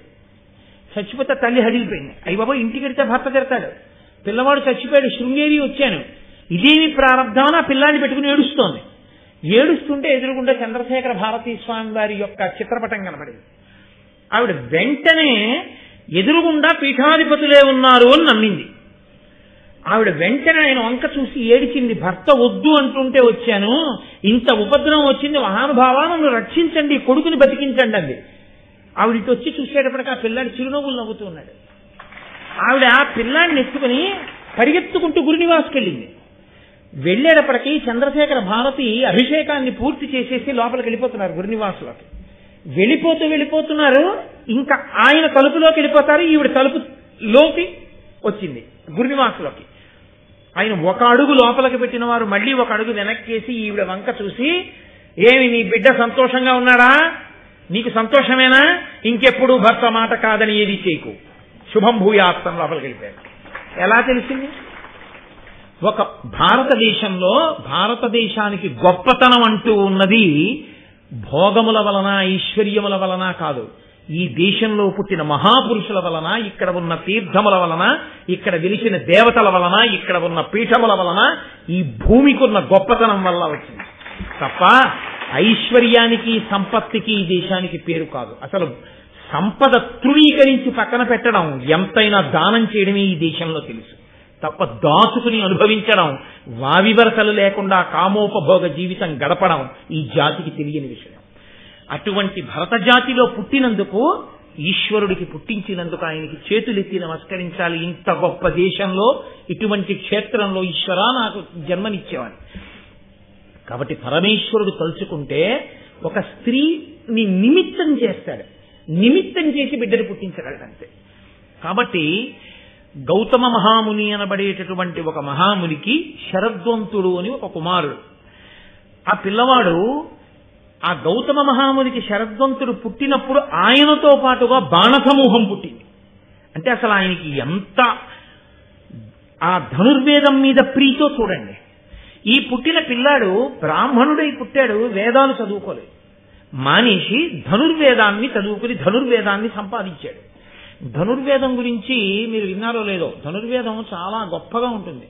ఆ ధనుర్వేదంలో ధనస్సు ఎలా పట్టుకోవాలో, వింటినారిని ఎలా కట్టాలో, ఈ భుజాన్ని ఎంత పైకెత్తాలో, బాణాలు ఎక్కడ కట్టుకోవాలో, ఎలా తీయాలో, వింటినారికి ఎలా పెట్టాలో, ఏ వేళ్లతో పట్టుకోవాలో, ధనస్సు నిలబడితే ఎలా ఉండాలో, లేకపోతే దాన్ని పట్టుకుని పైకెత్తితే ఎలా ఉండాలో, అర్ధచంద్రాకారంగా తిప్పి బాణాలు వేస్తే ఎలా వెయ్యాలో, అస్త్రప్రయోగం చేస్తే ఎలా వెయ్యాలో, ఏనుగు మీద కూర్చుంటే ఎన్ని గుర్రాలు అనుగమించాలో, ఎన్ని గుర్రాలతో ఏనుగు మీద ఉన్నవాడిని రక్షించాలో, కత్తి కట్టుకున్నప్పుడు వరని ఎలా కట్టుకోవాలో, ఎడం చేత్తో పట్టుకుని కుడి చేత్తో కత్తిని ఎలా లాగచ్చో దగ్గర నుంచి ధనుర్వేదంలో స్పృశించినటువంటి విషయాలు ఉంటాయి.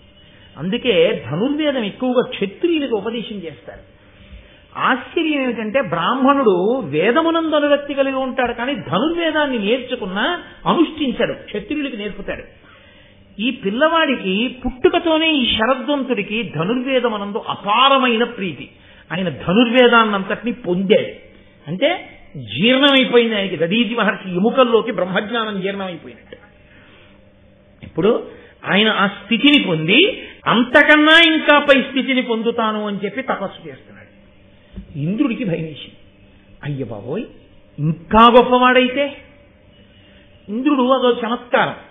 ఇంద్రుడు పైకి అలా కనపడినట్టు ఉంటాడు, కానీ అవతల వాళ్ళ గౌరవాన్ని గొప్పతనాన్ని ఉద్దీపింప చేస్తుంటాడు.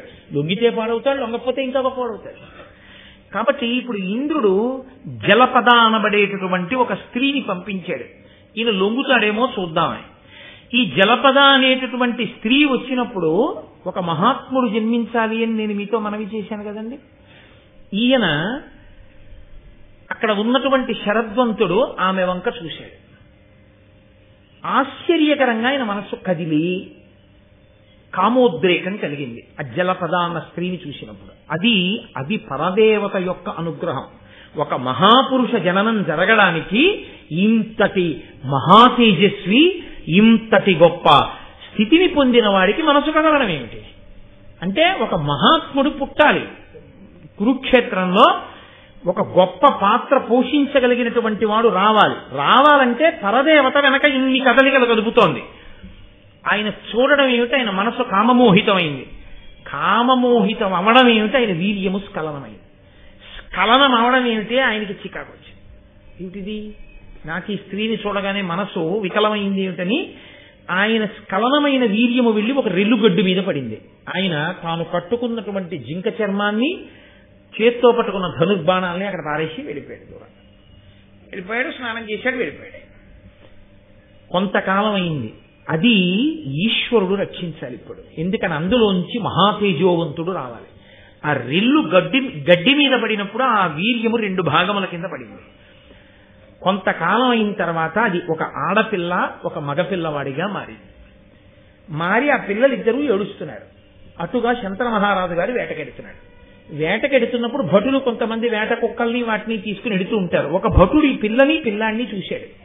చూసి శంతన మహారాజు గారి దగ్గరికి వెళ్ళి, మహానుభావ, ఇక్కడ పిల్లాడు ఉన్నారు, పక్కన ధనుర్బాణాలున్నాయి, పైగా జింక చర్మం ఉంది, కాబట్టి వీళ్ళు గొప్ప క్షాత్రం ఎదిగినటువంటి వారని నేను అనుకుంటున్నాను అన్నాడు.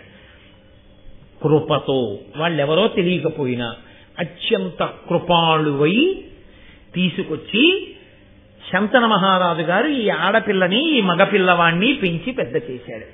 శంతన మహారాజు గారి యొక్క కృపచేత పెరిగిన ఆడపిల్ల కనుక ఆ అమ్మాయికి కృపి అని పేరు. ఆయన కృపతో పెరిగిన వాడు కాబట్టి కృపాచార్యుల వారు అని పేరు. కృపాచార్యుడు, కృపి, వీళ్ళిద్దరూ శరద్వంతుని యొక్క బిడ్డలు.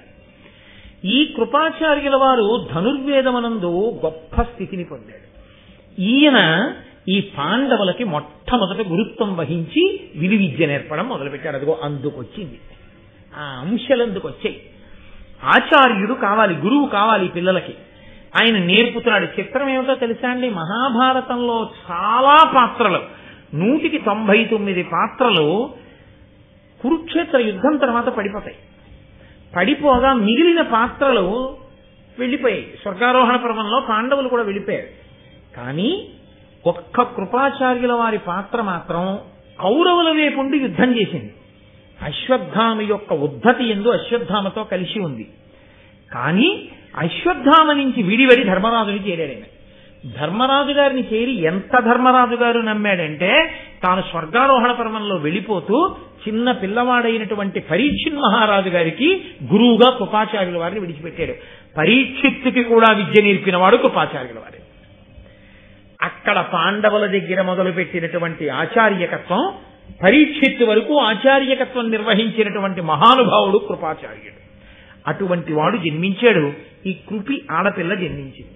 ఈ శంతన మహారాజు గారు తీసుకెళ్లి పెంచుతున్న సమయంలో ఈ శరద్వంతుడు వచ్చి అన్నాడు, ఈ పిల్లవాడు నా కుమారుడే మహానుభావ, కాబట్టి నాకొక్కసారి ఆ పిల్లవాడిని అప్పజెప్తే, నేను పుట్టినప్పుడు ధనుర్బాణాలు పుట్టాయి, నేను పుట్టినప్పుడు అపారమైన అనురక్తిని పెంచుకున్నాను ధనుర్వేదం మీద, ఎంతో నేర్చుకున్నాను, అదంతా నా కొడుక్కి నేర్చుకుంటానన్నాడు. తండ్రి చెప్పిన విద్య కన్నా గొప్ప విద్య లోకంలో ఇంకోటి ఉండదు.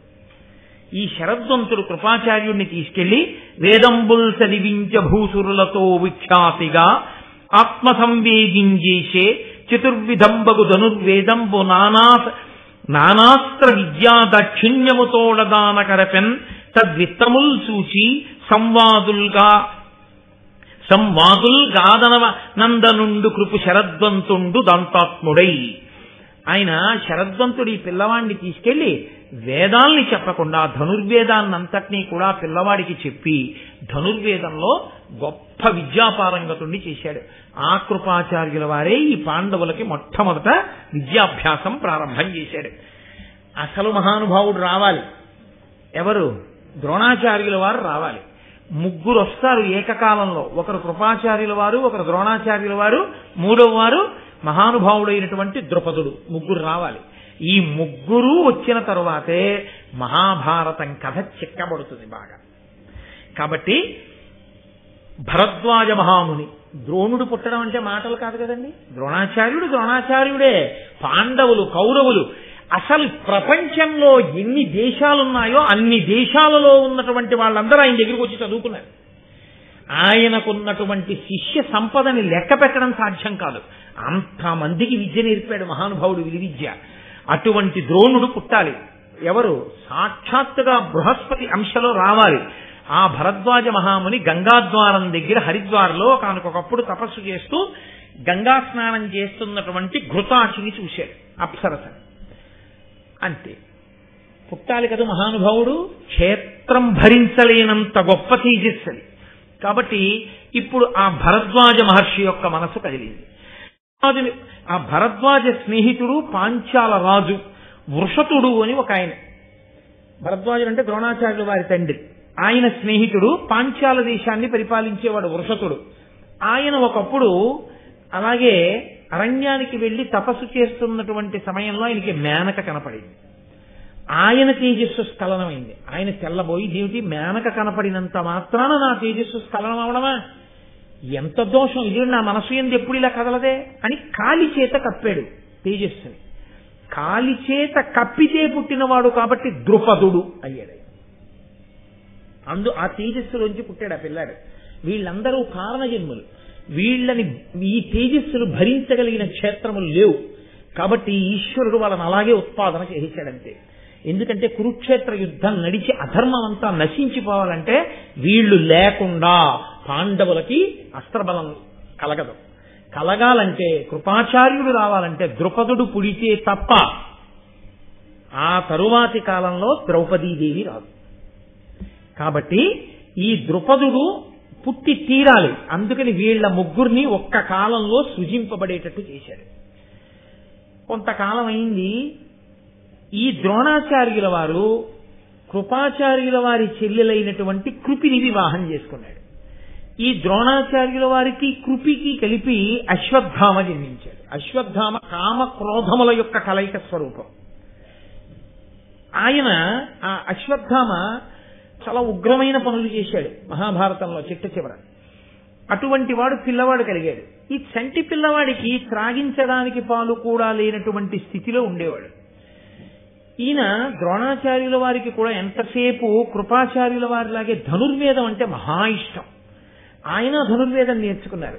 నేర్చుకుని అయ్యో పిల్లవాడు పుట్టాడు, ఈ పిల్లవాడికి గుక్కెడు పాలు కూడా లేవు, పరశురాముడు యజ్ఞం చేసి అందరికీ దానాలు చేస్తున్నట్ట బ్రాహ్మణులకి, వెళ్ళి నేను కూడా అక్కడ నిలబడితే వేదం చదువుకున్నవాడిని, ధనుర్వేదం వచ్చిన వాడిని కాబట్టి నాకు కూడా ఏమైనా దానం ఇస్తాడని చెప్పి ఆయన పరశురాముడి దగ్గరికి వెళ్ళాడు. ఆ పరశురాముడు ఈయన వంక చూసి అన్నాడు, కల ధనమెల్ల ముందర జగన్నుత విప్రులకిచ్చి వార్ధి మేఖల నిఖిలోర్వియంతయును కశ్యపుడన్మునికిచ్చితిన్ శరంబులును శరీర శస్త్రములు బొల్పుగనున్నవి వీరిలోన నీవలసిన వస్తువుల్ కొను ధ్రువంబుగ నిత్యద నీకు నావుడు. నా దగ్గర ఉండేటటువంటి భూమినంతటినీ కశ్యప ప్రజాపతికి ఇచ్చేశాను. 21 మార్లు క్షత్రియుల్ని సంహరించడం వల్ల భూమండలం అంతా నాదైపోయింది. నాదైపోతే ఈ భూమండలాన్నంతటినీ కశ్యప ప్రజాపతికి ఇచ్చాను. ఇచ్చేస్తేనే కశ్యప ప్రజాపతి అడిగారు, భూమి అంతా నాకు ఇచ్చావు కాబట్టి నువ్వు భూమి మీద నిలబడద్దు, వెళ్ళిపోమన్నారు. ఇప్పుడు కొత్తగా నిలబడ్డానికి భూమి కావలసింది. అప్పుడు ఆయన మహేంద్రగిరి పర్వతం మీద నిలబడి, ఆ మహేంద్రగిరి మీద నిలబడి సముద్రం వంక చూసి సముద్రాన్ని అడిగాడు, నేను ఉండడానికి కొంత భూమి కావాలి, సముద్రమా నువ్వు వెనక్కి వెళ్ళు, నీలో ఉన్న భూమిని నేను తీసుకుంటానన్నాడు.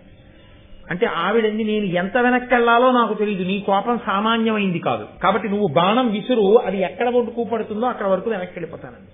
కాబట్టి ఆయన ఎంతవరకు కోరుకున్నాడో అంతవరకు సముద్రం వెనక్కి విడిచే వచ్చిన భూములు, కాబట్టి అవి పరశురామ భూములు అంటారు వాటిని. అందుకే అక్కడ వచ్చే కేరళ రాష్ట్రం, కర్ణాటక రాష్ట్రం, అందులో ఉన్నటువంటి దివ్య క్షేత్రాలన్నీ పరశురామ క్షేత్రాలని పిలవడానికి కారణం అదే, అక్కడ ఆ భూమిలోంచి వచ్చాయి. కాబట్టి ఆ పరశురాముడు భూమినంతటినీ కశ్యప ప్రజాపతికి దానం చేశాడు. కశ్యప ప్రజాపతి పుచ్చుకున్నారు కాబట్టి ఈ భూమికంతటికి కాశ్యపి అని పేరు వచ్చింది ఆయన పేరు మీద.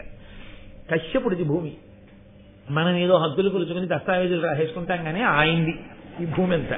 కాబట్టి అదిగో ఆ పరశురాముడి దగ్గరికి వెళ్ళి నిలబడ్డాడు ద్రోణాచార్యుల వారు. ఆయన అన్నాడు చూసి, భూమిని అంతటినీ కశ్యప ప్రజాపతికి ఇచ్చేశాను, నా దగ్గర ఉన్నటువంటి మిగిలిన వాటిని అన్నింటినీ బ్రాహ్మణులకు ఇచ్చేశాను. నా దగ్గర ఏం లేవు, రెండే ఉన్నాయి. ఒకటి అపారమైన ధనుర్వేదం ఉంది, గొప్ప గొప్ప అస్త్రములను సంధించడం ఉపసంహారం నాకు తెలుసు. రెండు ఇదిగో ఈ శరీరం. ఈ రెండిటిలో ఏం కావాలి? మరి శరీరం ఉంటే ఆయనేడి, లోపల ఉన్న నేను కానీ ఇది నేను కాదు, ఆ స్థితిని పొందినవాడు. కాబట్టి నీకు అస్త్రశస్త్రములు కావాలా చెప్పి ఇచ్చేస్తాను, బ్రాహ్మణుడికి నీకేమైనా ఉపయోగపడుతుందా ఇస్తాను, ఈ శరీరం కావాలా ఇచ్చేస్తాను, రెండిట్లో ఏదో కోరుకో ఇస్తాను, తప్ప మూడోది నా దగ్గర లేదండి. ద్రోణాచార్యుల వారు అన్నారు, నీ దగ్గర ఉన్నటువంటి అస్త్రశస్త్రములన్నీ నాకు ఇచ్చేయి అన్నారు. ఆయన ధారపోహించాడు. ఇప్పుడు ద్రోణుడు లాంటి ధనుర్విద్యాపారంగతుడు ఈ భూమండలం మీద లేదు. ఎందుకని? ధనుర్వేదం పరశురాముల వారి దగ్గర ఉన్నటువంటి విద్యనంతటినీ ద్రోణుడు పొందాడు. పొంది ఈలోగా అందరూ కలిసే కదండి భరద్వాజుడి దగ్గర గురుకులంలో ఉండేవారు. ద్రోణాచార్యుల వారి నాన్నగారి దగ్గరే చదువుకుంటూ ఉండేవారు. ఈ వృషతుని యొక్క కుమారుడైనటువంటి ద్రుపదుడు ద్రోణాచార్యుల వారి తండ్రి గారి దగ్గరే విద్యాభ్యాసం చేశారు. ఆ తర్వాత ఈయన అగ్నివేశుడు అనబడేటటువంటి బ్రాహ్మణుడి దగ్గర ఆగ్నేయాస్త్రం మొదలైనవి కూడా నేర్చుకున్నాడు ద్రోణాచార్యుల వారు పరశురాముడి దగ్గరికి వెళ్ళకముందే. ఆ చదువుకునే రోజుల్లో ఈ వృషతుని యొక్క కుమారుడైన ద్రుపదుడు అనేవాడు, నువ్వు బ్రాహ్మణుడివి, భరద్వాజ మహర్షి యొక్క కొడుకువి, ఎప్పుడైనా నీకు దరిద్రం కలిగితే ఒకటి గుర్తుపెట్టుకో, నేను మహారాజునవుతాను మా నాన్నగారి తర్వాత, నేను రాజునైనప్పుడు నువ్వు నా స్నేహితుడివి కాబట్టి అరమరికలు లేకుండా నీకు ఏది కావలసి వచ్చినా నా దగ్గరికి రా, ఎప్పుడు ఇబ్బంది పెట్టుకోకు, నా దగ్గరికి వస్తే మన స్నేహాన్ని స్మరించి నేను నీకు ఉపకారం చేస్తానన్నాడు. ఈయన కృపుని యొక్క చెల్లెలు కృపిని వివాహం చేసుకున్నాడు. ఆ కృపి వలన ఈయనకి అశ్వత్థామ కుమారుడు జన్మించాడు. ఇప్పుడు ఆ జన్మించినటువంటి అశ్వత్థామకి పాపం పాలిచ్చి పోషించడానికి పాలు కూడా లేవు కాబట్టి ఈయనకి స్నేహితుడైనటువంటి ద్రుపదుడు జ్ఞాపకానికి వచ్చాడు. విడితే ఏమైనా ఇవ్వడా, కాబట్టి స్నేహితుడి దగ్గరికి ఎడతాననుకున్నాడు. అనుకుని ద్రుపద మహారాజు గారి యొక్క ఆస్థానానికి వెళ్ళాడు. వెడితే ఆ ద్రుపదుడు ద్రోణుణ్ణి చూసి గుర్తుపట్టాడు. ఈయనన్నాడు, మన ఇద్దరం బాల్య స్నేహితులం, గుర్తుందా, కలిసి చదువుకున్నాం మా నాన్నగారి దగ్గర, అప్పుడు నువ్వు మాట ఇచ్చావు నువ్వు రాజు అయినప్పుడు రమ్మని, కష్టంలో ఉన్నాను అందుకు వచ్చాను నీ దగ్గరికి అన్నాడు. అంటే ద్రుపద మహారాజు అన్నాడు, కొలది ఎరుంగకిట్టి పలుకుల్ పలుకందగుగాదు నాకనన్ పలుకు తనంబునన్ పలుకబాడియే నీ సఖినంచో పేద విప్రులకును ధారుణీషులకు పోలగ సఖ్యము సంభవించునే పలుకద వేగ పొమ్మకట పారుడు సంగడి కాక ఎందునన్. ఆయన అన్నాడు, నువ్వేమో దరిద్ర బ్రాహ్మణుడి, నేనేమో రాజ్యమేలే రాజుని. ఎప్పుడో ఏదో అన్నానా, అందుకని నా స్నేహితుడిని ఇప్పుడు వచ్చావా? సిగ్గుగా లేదు అలా చెప్పుకోవడానికి? దరిద్ర బ్రాహ్మణుడికి రాజ్యమేలే రాజుకి స్నేహం ఏమిటి? పోతలు కదా అని ధనపతితో దరిద్రునకు తత్వవిదుండగువానితోడ మూర్ఖునకు ప్రశాంతునితోడ కడు క్రూరునకున్ రణశూరుతోడ భీరునకు వరూధితోడ అవరూధికి సజనుతోడ కష్ట దుర్జనునకు ఎవ్విధంబునను సఖ్యము తానడగూడు నేర్చుని. ఏమయ్యా నువ్వు అడిగిన దానికి అర్థం ఏమైనా ఉందా? బాగా ధనం ఉన్నవాడికి, ధనం లేని దరిద్రుడికి, తత్వం తెలిసి ఉన్నవాడికి, అసలు ఏమీ తెలియనటువంటి మూర్ఖుడికి, ప్రశాంతంగా ఉండేటటువంటి వాడికి, క్రూరుడైనటువంటి వాడికి, కవచం కట్టుకుని ఉండేటటువంటి శూరుడికి, కవచం లేనటువంటి శౌర్యము లేనివానికి, సజ్జనుడికి, దుర్జనుడికి ఎక్కడైనా స్నేహం కలుగుతుందా? నువ్వేమో దరిద్ర బ్రాహ్మణుడివి, నేనేమో రాజ్యమేలే రాజుని. మన ఇద్దరికీ స్నేహమా? తగుదునమ్మా అని వచ్చావా? అసలు సమానత్వం ఏదయా మన ఇద్దరికి? సమశీలశ్యుతయుతులకు, సమధనవంతులకు, సమసు చారిత్రులకు తమతో సఖ్యము వివాహమునగుగాక అగునే రెండు అసమానులకు. ఎవరైనా సమానమైన ధనమున్న వాళ్ళు, సమానమైన బలం ఉన్నవాళ్ళు, సమానమైనటువంటి నడవడ కలిగినటువంటి వాళ్ళు వివాహంతో సహా దేంట్లోనైనా ఇద్దరూ కలిసి ఉండడానికి అవకాశం కుదురుతుంది తప్ప, ఏ సమానత్వం ఉందని నా దగ్గరికి వచ్చావు? నువ్వు దరిద్ర బ్రాహ్మణుడివి, రాజుని, తగుదునమ్మా అని వచ్చావా? కుదరదు అని అవతలకి పొమ్మని బయటికి గెంటించేశాడు. గెంటిస్తే బాధగా బయలుదేరి ద్రోణాచార్యుల వారు వచ్చేస్తున్నారు. ఆ వచ్చేస్తున్నప్పుడు ఒక చమత్కారమైన విషయం జరిగింది. ఆయన హస్తినాపురంలోకి ప్రవేశించేసరికి ఈ పాండవులు, ధృతరాష్ట్రుడి యొక్క కుమారులు మొత్తం 105 మంది కలిసి ఆడుకుంటున్నారు. ఈ ఆడుకునేటప్పుడు వాళ్ళు ఆడుకుంటున్నటువంటి ఆ బంతి వెళ్లి నూతిలో పడిపోయింది. అది నీటి మీద తేలుతోంది. ఆ నీటి మీద తేలుతున్నటువంటి ఆ బంగారు బంతిని ఎలా పైకి తీయాలో తెలియక ఈ పిల్లలందరూ తత్తరపడుతుంటే ద్రోణాచార్యుల వారు వచ్చారు. వచ్చి అన్నారు, మీరు క్షత్రియ వంశ సంజాతులు కదా, నూతిలో పడిన బంతిని పైకి తీయడం మీకు రాదా? దీనికి ఇంత బెంగపెట్టుకుంటున్నారా? అపురూపమైనటువంటి అనన్య సామాన్యమైన విలువిద్యతో బంతిని పైకి తీస్తాను చూడండి, ఇలా ఇవ్వండి ఆ ధనుర్బాణాలు అని ధనుర్బాణాలు తీసుకుని ఒక బాణాన్ని గురి చూసి బంతికి కొట్టాడు. బాణపు చివర ఇంకొక బాణాన్ని కొట్టాడు. ఆ బాణం చివర ఇంకో బాణాన్ని కొట్టాడు. ఆఖరికి నూతి చివర చేతితో తీయడానికి వీలుగా ఆ బాణం పైకి అందింది.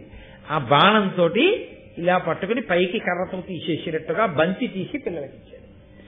ఇస్తే ఇప్పుడు ఆ బంతి పట్టుకుని పిల్లలందరూ సంతోషంగా, అబ్బా ఏమి విలువిద్య, ఏమి బాణం వేసి బంతిని తీశాడని సంతోషంగా పరిగెత్తుకుంటూ తాతగారు భీష్మాచార్యుల వారి దగ్గరికి వెళ్ళారు.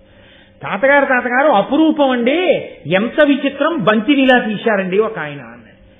ఊరే మీ అందరికీ ఇలాంటి ఆచార్యుడు దొరికితే బాగుండని చూస్తున్నారు. ఏడిరా అని భీష్మద్రోణులు ఇద్దరు సమవయస్కులు. మహానుభావుడు భీష్ముడికి తల పండుతోన్నప్పుడు ఆయన బయలుదేరి ఆ తోటలోకి వచ్చాడు. వచ్చేటప్పటికి అదిగో ఇద్దరు మహానుభావులు అక్కడ కలుసుకున్నారు. అక్కడ పడింది మహాభారతానికి, మిగిలిన భారతానికి అంతటికీ బీజం. ఆ భీష్ముడు ద్రోణుణ్ణి చూసినప్పుడు నన్నయ్య గారు అంటారు, అది కవిత్వంలో గొప్పతనం ఏమిటో తెలుసా అండి?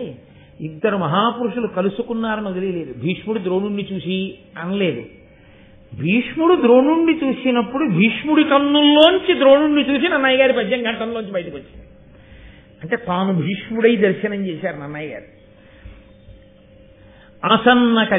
ఆసన్న పలితు అనఘు శరాసన గురు భూరిసత్తు అసిత కృషాంగున్ భూసరవరు ద్రోణు గుణోద్భాసితు విని నట్ల చూచి పరమ ప్రీతిన్. అంతకుముందు ఎక్కడో విన్నాడు ద్రోణాచార్యుల వారు, మహానుభావుడు పరశురాముడి దగ్గర అన్నీ తెలుసుకున్నాడు. ఎందుకని భీష్మాచార్యుల వారికి కూడా పరశురాముల వారే గురువు కాబట్టి ఆయన గురువు గారంటే ఆయనకున్న నమ్మకం అటువంటిది. మా గురువు గారికి తెలియని విద్య లేదు, అవన్నీ ద్రోణాచార్యుల వారు పుచ్చుకున్నారని. కాబట్టి ఇదిగో ఇప్పుడు వెళ్ళి చూశాడు.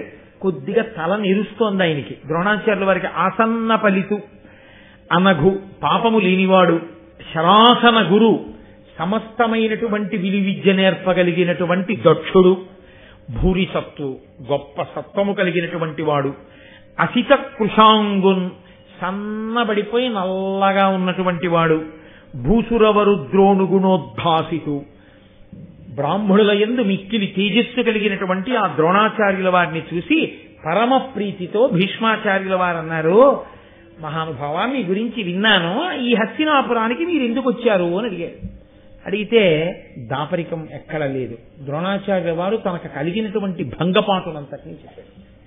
నాతో చదువుకున్నాడయా నా స్నేహితుడు ద్రుపదుడు, నాకు ఇదిగో కొడుకు పుట్టాడు, కృపాచార్యుల వారి చెల్లి కృపి నా భార్య, అశ్వత్థామ పుట్టాడు, గుక్కెడు పాలు పిల్లాడికి లేవు, దరిద్రంతో అలమటిస్తున్నాను, ఏదో నా స్నేహితుడు ఆదుకుంటాడని వెళ్ళాను, వెడితే నన్ను బయటికి గెంటించాడు అని చాలా బాధతో భీష్ముడితో ఒక మాట అన్నాడు.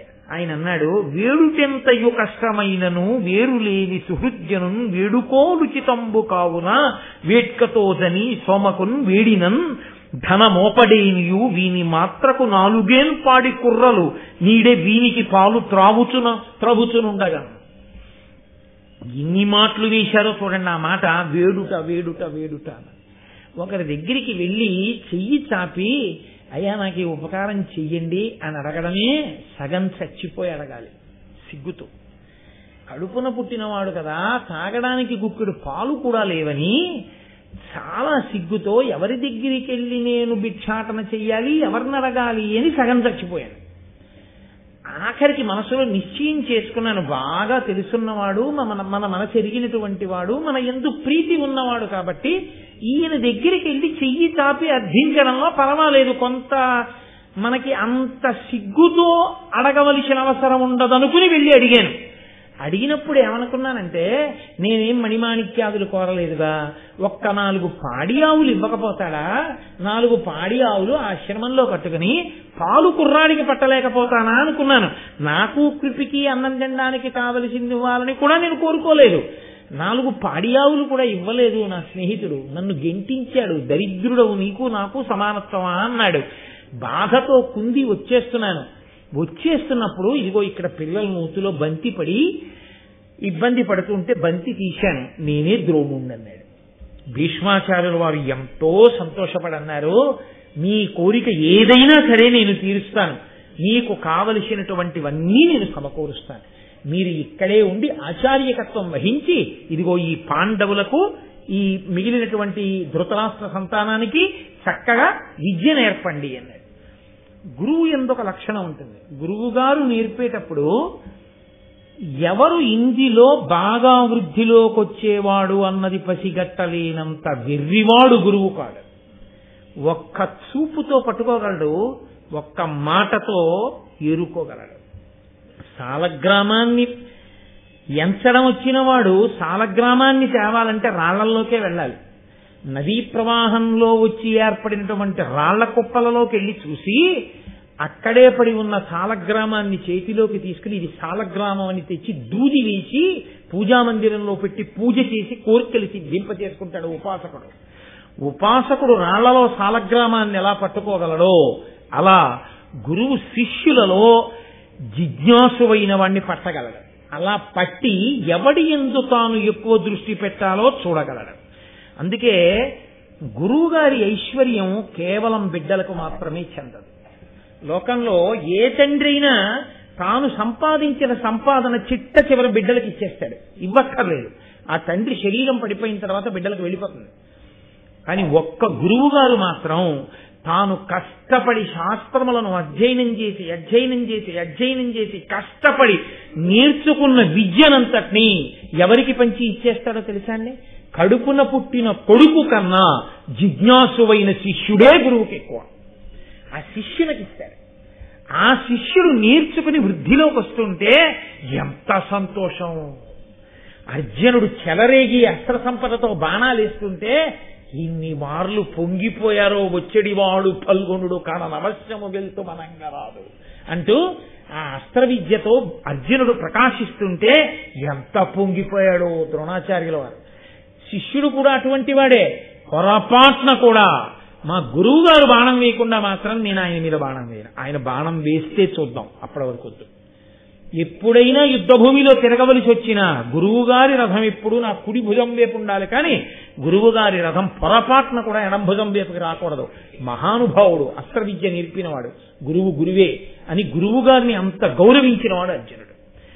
ఇవాళ ఇన్నాళ్లు చెప్పిన మహాభారత ప్రసంగం ఒకెత్తు, ఇవాళ చేసిన ప్రసంగం ఒకెత్తు. ఎందుకో తెలుసా అండి?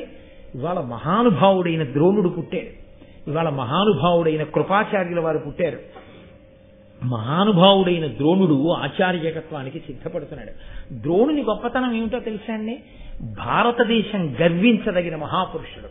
మన దౌర్భాగ్యం కొద్దీ ఇవాళ మన పిల్లలకి ద్రోణాచార్యుల వారి గురించి కూడా తెలియకుండా, ద్రోణాచార్యుల వారు అనేటప్పటికీ మనం మన పిల్లలకి నేర్పింది ఏమిటంటే ఏకలవ్యుడు బొటనవేలు పక్షపాతంతో తీసుకున్నవాడని నేర్పాం మనం, అంతే తప్ప ద్రోణుడి గొప్పతనం ఏమిటో మనం ఎప్పుడూ చెప్పట్లేదు పిల్లలకి.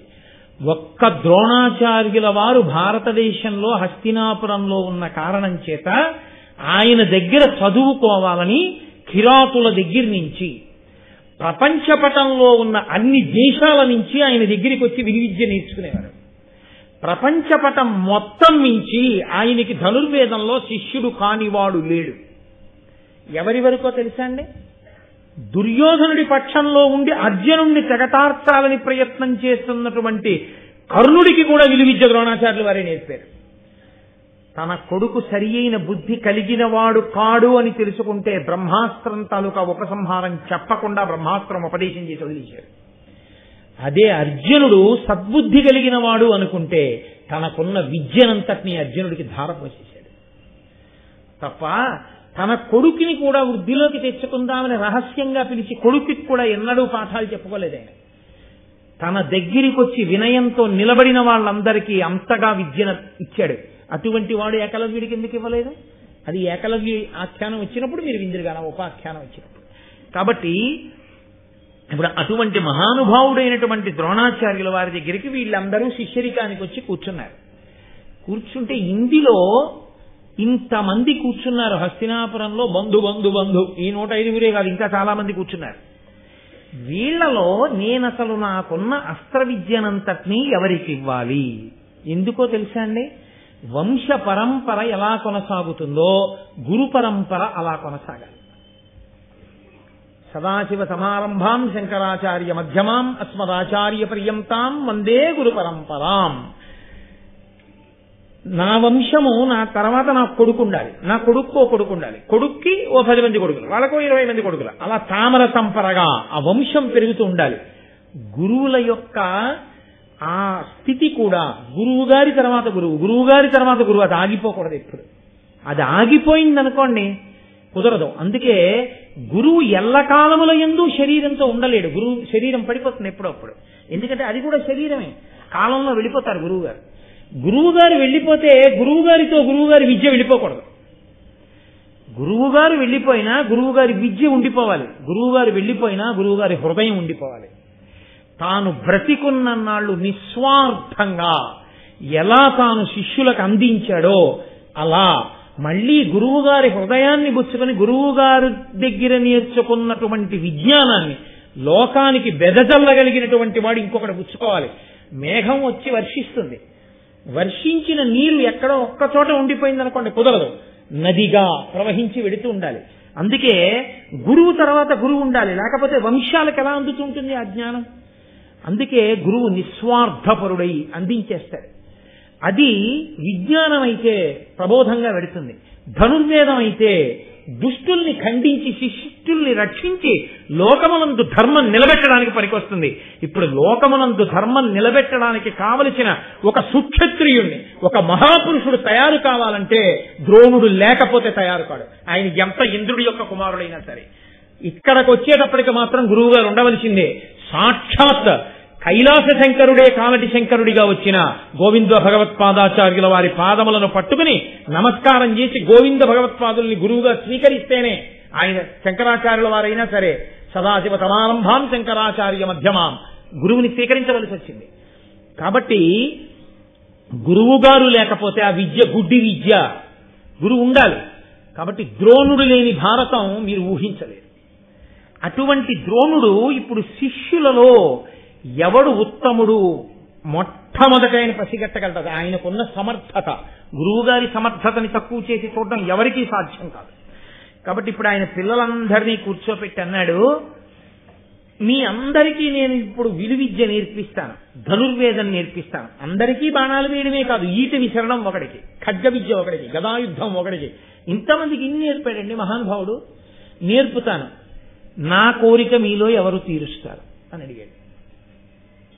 అంటే నేర్చుకునే వాళ్ళేనా? గురువు గారికి ఏదైనా అవసరం ఉందంటే అసలు అది ఏమిటి గురువు గారు అని కూడా అడగకుండా మనం తీర్చలేని కోరిక గురువు గారు అడుగుతారా?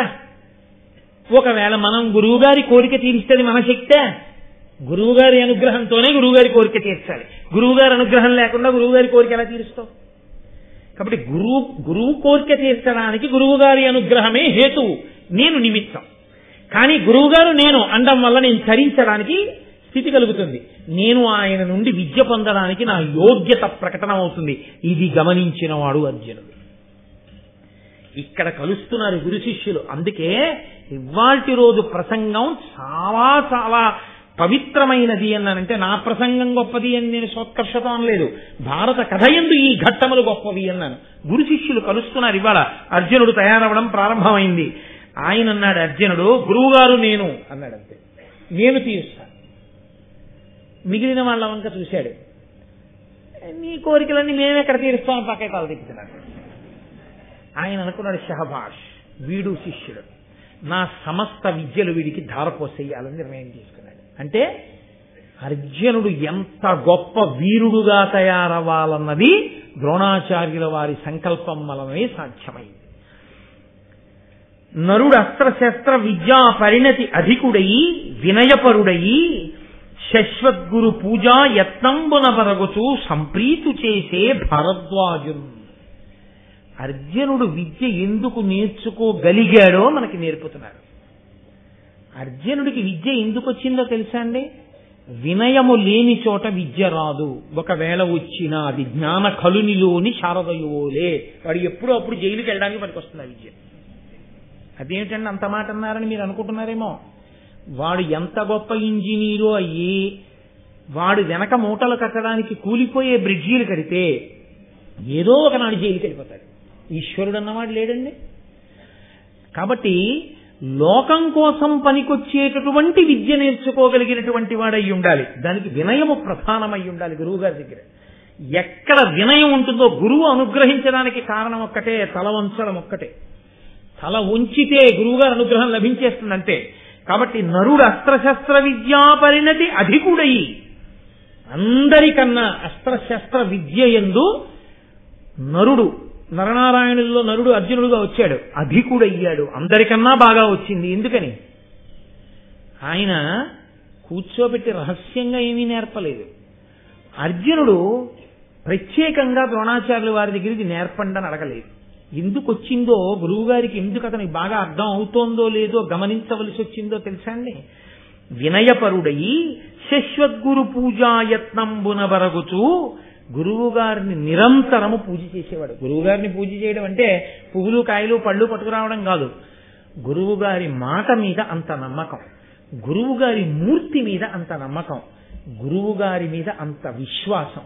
ఈ గురువు గారి లేని నాడు మా జీవితాలు ఎక్కడుంటాయి అంధకార బంధురమని అంత ప్రీతి, అంత భక్తి కలిగి ఉండడం తప్పించి గురువు గారికి ఏం పట్టుకెడతారండి? ఆయన నిత్యతృప్తుడు. నిత్యతృప్తుడు కానివాడు గురువు గారు ఎలా అవుతారు అసలు? కాబట్టి అటువంటి గురువు సంప్రీతి చెందాడు అర్జునుడితో. ఎందుకంటే ఆయనకి శిష్యుని పట్ల ఉన్నటువంటి పూజ్యభావం అటువంటిది. ఆ వినయము చేత అర్జునుడు చక్కగా గురువు దగ్గర నేర్చుకుంటున్నాడు. దీనికి తోడేమైందో తెలుసా అండి? ఒక్క సంఘటన చాలా గొప్పగా కలిసి వచ్చింది. నేను అందుకే చెప్తూ ఉంటాను, అసలు అర్జునుడు ద్రోణుడు కలుసుకున్న ఘట్టాన్ని ఎవరు నేర్చుకోవాలి అంటే స్కూల్లో చదువుకునే పిల్లలు నేర్చుకోవాలి. తప్పకుండా తెలుసుకోవాలి ఈ ఘట్టాన్ని. అందరికీ పాఠం నేర్పుతున్నాడు ఆయన, అందరినీ కూర్చోపెట్టి నేర్పుతున్నాడు. అందరినీ కూర్చోపెట్టి నేర్పేటప్పుడు కొత్తగా అర్జునుడిని కూర్చోపెట్టుకుని ఆయన ఎప్పుడూ ఏమీ నేర్పలేదు. నేర్చుకోకూడదు అశ్వత్థామ నేర్చుకున్నాడు. ఏం నేర్చుకున్నాడో తెలుసా అండి? మేమందరం గురువు గారి దగ్గర పాఠం వింటున్నాం, అర్జునుడు ఒక్కడు మా అందరికన్నా బాగా పైకొస్తున్నాడు. ఎందుకని? ఆయన అంతగా పరిశ్రమ చేస్తాడు. గురువు గారు ఏం చెప్పారో అది తనకి జీర్ణం అయ్యే వరకు పరిశ్రమ చేస్తాడు. ఒక లక్ష్యాన్ని కొట్టడం అంటే అలా కొడతాడు. ధనుర్వేదంలో ఒక మాట చెప్తారు, ఉచ్చు వేయడం అని ఒకటి ఉంటుంది. తాడు ముడేసి శత్రువు మీదకేసి లాగాలి. ఇది లాగేటప్పుడు మొట్టమొదట ఏం చేస్తారంటే కదలకుండా కూర్చున్నటువంటి విగ్రహాలకు వేయడం నేర్పుతారు. ఉచ్చు వేయడం అంటే ఆయన మీరు అలా కదలకుండా కూర్చోండి నేను వేస్తానంటే కుదరదు కదా. యుద్ధంలో వాడు ఎలా ఉన్నా వెయ్యాలి. ఉన్న విగ్రహానికి గభాలను గురి చూసి వేసి లాగేయాలి. అది ఎంత ఒడుపుగా వేసేయాలంటే అనుకున్న క్షణంలో వేసి లాగడం నేర్పుతారు. అది వచ్చిన తర్వాత గెంతుతూ అలా గంతులేస్తున్నటువంటి వాళ్ళకి వేయడం నేర్పుతారు. అప్పుడు కదులుతున్న వాటికి ఉచ్చేసి దగ్గరికి లాగడం నేర్పుతారు. ఇది దేని వల్ల వస్తుందో తెలుసా అండి? మీరు చూడండి, మనం ఎగ్జిబిషన్కి వెళితే చేతికి రింగ్స్ అని ఇస్తారు, వలయాకారంగా ఉంటాయి. వాడే సబ్బు పెట్లు అవి అన్ని ఇచ్చి చేతికి 5 రూపాయలు ఇస్తే ఇంత గుర్తు ఇస్తాడు. ఇచ్చి మీరు దేని మీద వేస్తే మీకు ఇచ్చేస్తానంటాడు. మనం అనుకుంటాం ఇది ఒకటి పడదా, అన్నీ పట్టుకుపోతాను అనుకుంటాం. అనుకుని మనం ఇలా చూసి కళ్ళజోళ్ళలోంచి ఇలా వేస్తాం. అది సబ్బు మీద వేస్తే గ్లాసు కొట్టి కింద పడిపోతుంది. ఆఖరికి అన్నీ అయిపోయి 50 రూపాయలు అయిపోయిన తర్వాత దిక్కుమాల సబ్బులు డజన్ వణుకుతుంది, ఎందుకు వచ్చిన పడవ అనుకుని పక్క స్టాల్లో పోతాడు. అది ఇవాళ ఎన్ని వేసేద్దామంటే రాదు. ఇవాళ ఎగ్జిబిషన్ లో సబ్బుకి వేయడం చేత కాకపోతే మీరు 8 చట్రాలు వాడి దగ్గర కొనుక్కుని ప్రతిరోజు బల్ల మీద పేర్చుకుని సాధన మొదలెడితే వచ్చే ఎగ్జిబిషన్ లో అన్నిటికీ తెచ్చుకోండి. సాధనమున పనులు సమకూరు ధరలోన, సాధన చెయ్యకుండా విద్య రాదు. చాలా గొప్పవాడైన వాళ్ళందరూ కూడా ఒక్కరోజు రాత్రి చదువుకుని గొప్పవాళ్ళైన వాళ్ళు కాదు. విద్య యందు తాము పెళ్లి చేసుకోవాలన్న విషయాన్ని మర్చిపోయిన వాళ్ళు ఉన్నారు చదువుకోవడంలో. తెలుసా అండి? ఆశ్చర్యపోతున్నారా? అబ్దుల్ కలాం గారు లేరు? రాత్రింబవళ్ళు చదువుకుంటుంటే ఏమండి మీరు టీ కూడా తాగలేదండి. మీరు ఎప్పుడు కూర్చున్నారో తెలుసా? పుస్తకం పట్టుకుని రాస్తూ పుస్తకాలన్నీ పట్టుకుని రాయడం ఎప్పుడు మొదలు పెట్టారో తెలుసా? తెల్లవారుజామున 3 గంటలకు మొదలు పెట్టారు. ఇప్పుడు ఎంతైందో తెలుసా? ఎంతైందయా అని ఇలా చూస్తే వెనక్కి కటిక చీకటి. 3ంటికి మొదలెట్టాను, ఇంకా తెల్లారలేదా? ఏమిటి తెల్లవారడం? మర్నాడు రాత్రి 1 గంట అయింది. ఆయనకి తెలియదు. ఆయన స్నానం చేయలేదు, ఆయన కాఫీ తాగలేదు, టిఫిన్ తినలేదు. చూస్తున్నాడు, చదువుతున్నాడు, రాస్తున్నాడు, చూస్తున్నాడు, చదువుతున్నాడు, వ్రాస్తున్నాడు. అంటే మమేకమైపోయాడు, కాలమును విస్మృతి పొందాడు. కలాం గారి జీవితంలో జరిగింది అలా ఒకసారి. రాత్రుంబవళ్ళు అంకితమై కఠోర దీక్షతో ఎవడు అంత పరిశ్రమ చేస్తాడో వాడు వృద్ధిలోకి వస్తాడు. కానీ ఏ పరిశ్రమ చేయకుండా తెల్లవారుజామున 4ంటికి అలారం పెట్టుకుని అలారం కొడితే దాన్ని నొక్కేసి నిద్రపోతానన్నవాడు, చదువుకోవడానికి వెడుతూ టీవీలో క్రికెట్ కనబడితే ఒళ్ళు మరిచిపోయి రేపు పరీక్ష వరకు చదవకుండా క్రికెట్ చూస్తూ కూర్చున్నవాడు అత్యద్భుతంగా మార్కులు వచ్చేటట్టు చదువుకునేవాడు అవ్వాలంటే ఎక్కడవుతాడు? నేను పేరు చెప్పకూడదు, బాగుండదు. నాతో ఉన్న వాళ్ళు గోపాలకృష్ణ గారు వాళ్ళందరికీ తెలుసు. తండ్రి మెరైన్ ఇంజనీర్, వెళ్ళిపోతే 18 నెలలు రాడైన. అది కూడా ఎక్కడో అట్లాంటిక్ సముద్రం అవి దాటి వెళ్ళిపోతుంటాడు. నేను విశాఖపట్నంలో ఉపన్యాసాలు చెప్తూ వాళ్ళ ఇంట్లో ఉన్నాను. ఆ పిల్లవాడిని ఓ రోజున నేను ఎందుకో అందరూ ఎక్కడ కిల్లీ కొట్ల దగ్గర చూసినా ఎక్కడ చూసినా నేను ఉపన్యాసం చెప్పొస్తుంటే అదే పనిగా చూస్తున్నారు. ఏమిటి అంత ఉత్కంఠ భరితంగా ఉందా ఇవాళ అని ఇంటికి వచ్చి ఈ పిల్లాన్ని పిలిచి, ఏడి ఈ పిల్లాడంటే చదువుకున్నాడు అన్నారు. ఆశ్చర్యంగా ఉంది, వీడు చదువుకోవడం ఇంతమంది అందరూ అలా చూస్తుంటే అని పిలిచి, ఏమయ్యా స్కోర్ ఎంత అన్నా? నాకు తెలియదండి అన్నాడు. ఇవాళ మ్యాథ్స్ ఎవరికి అన్నాను, నాకు తెలియదండి అన్నాడు. ఏమయ్యా నీకు తెలియకపోవడం ఏమి అన్నాను. అంటే అతను నాతో అన్న మాట ఏమిటో తెలుసా అండి? అతను అన్నాడు, మా నాన్నగారండి ఇల్లు విడిచిపెట్టి సముద్రంలో ఓడెక్కి మెరైన్ ఇంజనీర్గా వెళ్ళిపోతే కొన్ని నెలల పాటు కష్టపడుతూ మహానుభావుడు సముద్రంలో ఎక్కడెక్కడో ఉండి ఓడ తుఫానుల్లో ఉన్నప్పుడు కూడా మాకు ఫోన్ చేసి మాట్లాడుతూ ఉంటారు. మా కోసం మా నాన్నగారు అంత కష్టపడ్డారు. మా నాన్నగారు సముద్రం నుంచి తిరిగి ఇంటికి వచ్చేటప్పటికి, నాన్నగారండి నేను ఐఐటి సెలెక్ట్ అయిపోయాను, ఆర్ఈసీలు సెలెక్ట్ అయిపోయాను, ఎంసెట్ లోనూ మంచి ర్యాంక్ వచ్చింది. నాన్నగారు నన్ను మీరు ఎందులో జాయిన్ చేస్తారని నేను అడిగిన నాడు మా నాన్నగారు పడిన కష్టం అంతా మర్చిపోతారు. అందుకే నేను ఒట్టు పెట్టుకున్నానండి, నేను మళ్ళీ అటువంటి స్థితిని పొందే వరకు దేనిని చూడను అని నిర్ణయం చేసుకున్నాను. నేను టీవీ చూడనండి అన్నాడు ఆ పిల్ల. నేను తెల్లబోయాను. మీకు నేను యథార్థం చెప్తున్నానండి. పరప గోపాలకృష్ణ గారికి తెలుసు, ఇందులో చాలా మందికి తెలుసు, ఎవరో కూడా పిల్లాడు. అతను అకస్మాత్తుగా ఓ రోజున విజయవాడ కనకదుర్గమ్మ ప్రసాదం పట్టుకుని నా దగ్గరికి వచ్చాడు నమస్కారం పెట్టడానికి. ఏమయ్యా ఇదేమిటి ఇంత ప్రసాదం పట్టుకుని వచ్చావన్నాను. అంటే వాళ్ళ అమ్మగారు కూడా వచ్చారు. ఏమమ్మా ఏమిటి విశేషం అన్నాను. అంటే ఆవిడ అన్నారు, మా అబ్బాయికి ఆర్ఈసీల్లో ఐఐటీల్లో అన్నింటిల్లో ర్యాంకులు వచ్చేసాయండి అన్నారు. అసలు ఆ తండ్రి ఆనందానికి అవధి లేదు. ఇప్పుడు ఆ పిల్లాన్ని తీసుకెళ్లి దక్షిణ భారతదేశంలో ఒక ప్రఖ్యాతమైనటువంటి కాలేజీలో చదువుకుంటున్నాడు. అంత శ్రద్ధగా పరిశ్రమ చేశాడు కాబట్టి తండ్రి సంతోషించాడు, కొడుకు ఉన్నతిని పొందాడు. మా నాన్నగారు సంతోషించాలంటే నువ్వు క్రికెట్ చూసుకుంటే నువ్వెక్కడ ఐఐటీకి వెడతావు? అందరూ ఐఐటీలు చదువుదామని అనుకోవచ్చు, అందరినీ ఐఐటీలకు పంపించేసే స్కూల్ అని బోర్డులు ఉండొచ్చు, కానీ అందరూ ఐఐటీలకు వెళ్ళరు. ఎవరు వెడతారు? కఠోర పరిశ్రమ ఎవడు చేయగలడో వాడు వెళ్తాడు తప్ప గురువు గారు చెప్పడం స్కూల్లో కూర్చోబెట్టి 40 మందికి పాఠం ఒక్కలా చెప్తారు. 40 మందిలో ఒకటే ఉంటుంది జాతి వజ్రం. దానికి టీచర్కి పేర్లు పెట్టడం పద్దులు పెట్టడం దానికి చేత కాదు. వాడు ఎంతో జాగ్రత్తగా విని ఇంటికెళ్ళి చదువుకుని మమేకమై ధారణ చేసి గుర్తు పెట్టుకుని అహర్నిశలు కృషి చేసి వాడు వృద్ధిలోకి వస్తాడు. అలా వృద్ధిలోకి వచ్చిన వాడున్నాడే వాడు ధన్యాత్ముడు. ఆ పరిశ్రమ లేనివాడు రాలేడు. వాడి దృష్టికోణం ఎప్పుడూ అలాగే ఉంటుంది. ఎప్పుడు ఎలా ఉండాలో అలాగే ఉండాలి. అందుకే బ్రహ్మచర్యాశ్రమం అంతా గురువుగారి దగ్గర కూర్చోబెట్టారు సనాతన ధర్మంలో. భిక్షాన్నం తిని గురుపత్ని పెట్టిన అన్నం తిని గురువు గారు చెప్పిన విద్య నేర్చుకోవడమే. బ్రహ్మచర్యంలో నువ్వు ఏది నేర్చుకున్నావో అదే గృహస్థాశ్రమంలోనూ ఆ తర్వాత నీకు పెట్టుబడి. నువ్వు బ్రహ్మచర్యంలో నేర్చుకోనిది ఇంకా నీకు తర్వాత ఇవ్వటమట. అది పునాది. కాబట్టే మహానుభావుడు అశ్వత్థామకి కక్ష ఇంత వృద్ధిలోకి వస్తున్నాడని.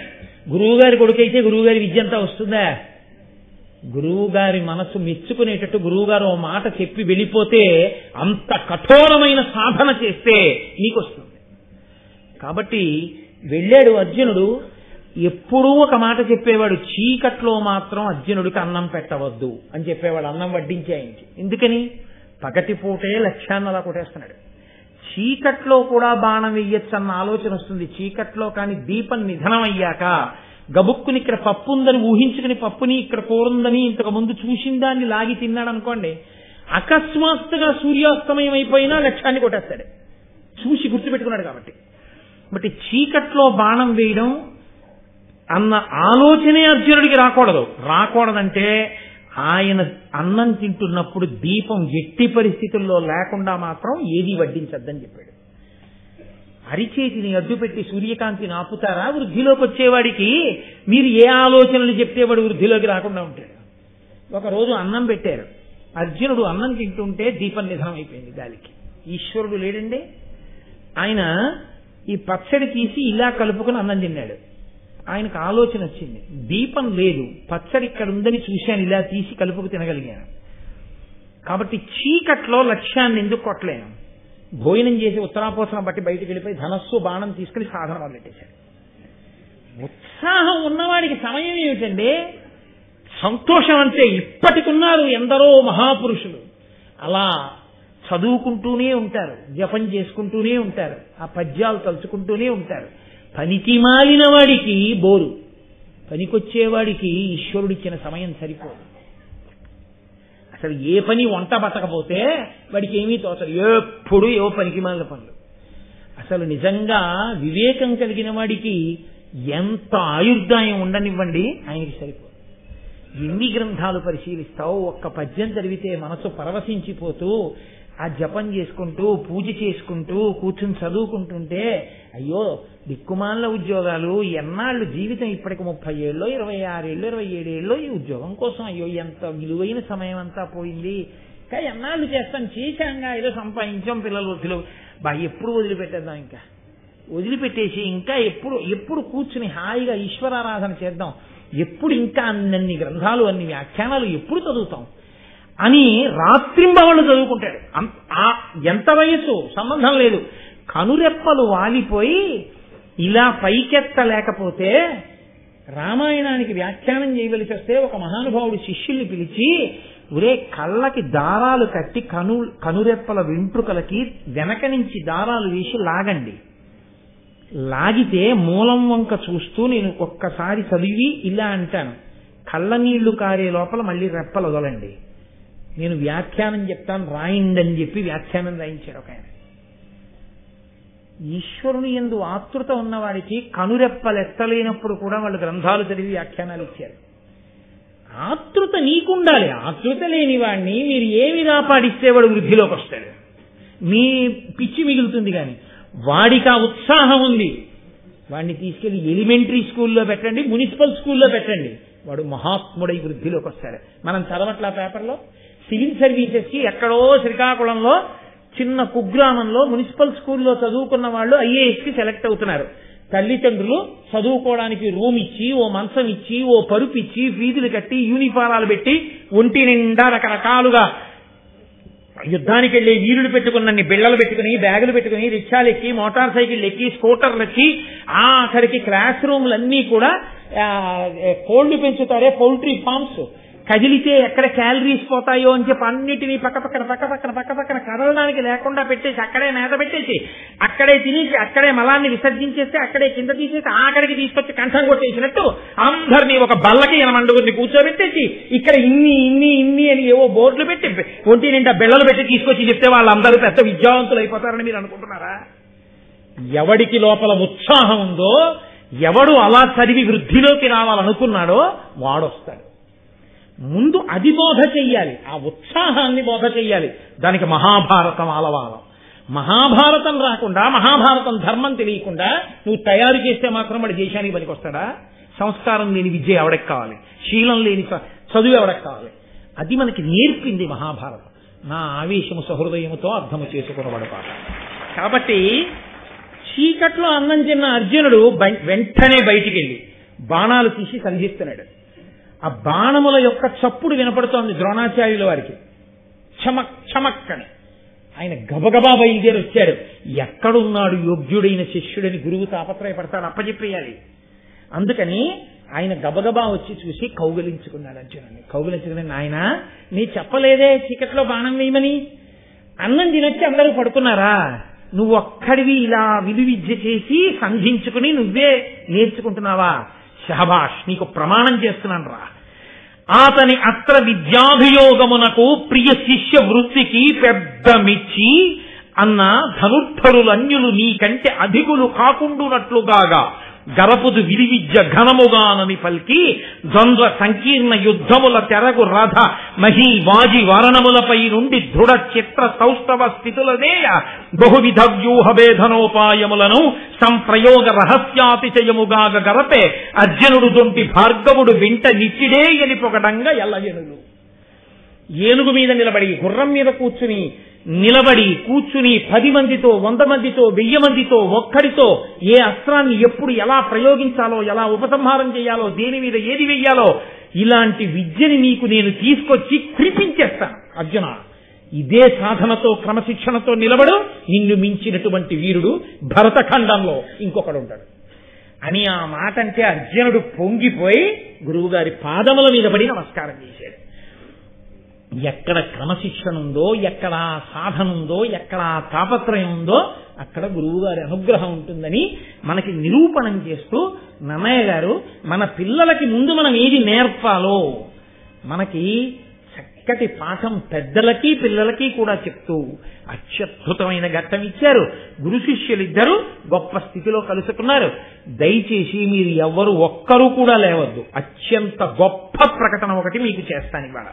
మంగళాశాసన పరై మదాచార్య పురోగమై సర్వైశ్చ పూర్వైరాచార్యై సత్కృతాయాస్తు మంగళం. మంగళం కోసలేంద్రాయ మహనీయ గుణాత్మనే చక్రవర్తి తనూజాయ సర్వభౌమాయ మంగళం. ఉమాకాంతాయ కాంతాయ కామితార్థప్రదాయిని శ్రీగిరీశాయ దేవాయ మలినాథాయ మంగళం. కరచరణకృతం వా కర్మవాక్కాయజం వా శ్రవణనైనజం వా మానసం వాపరాధం విహితం వా సర్వమేత్తక్షమస్వ శివ కరుణాబ్ధే శ్రీ మహాదేవ శంభో. సర్వం శ్రీ ఉమామహేశ్వర బ్రహ్మార్పణమస్తు. స్వస్తి.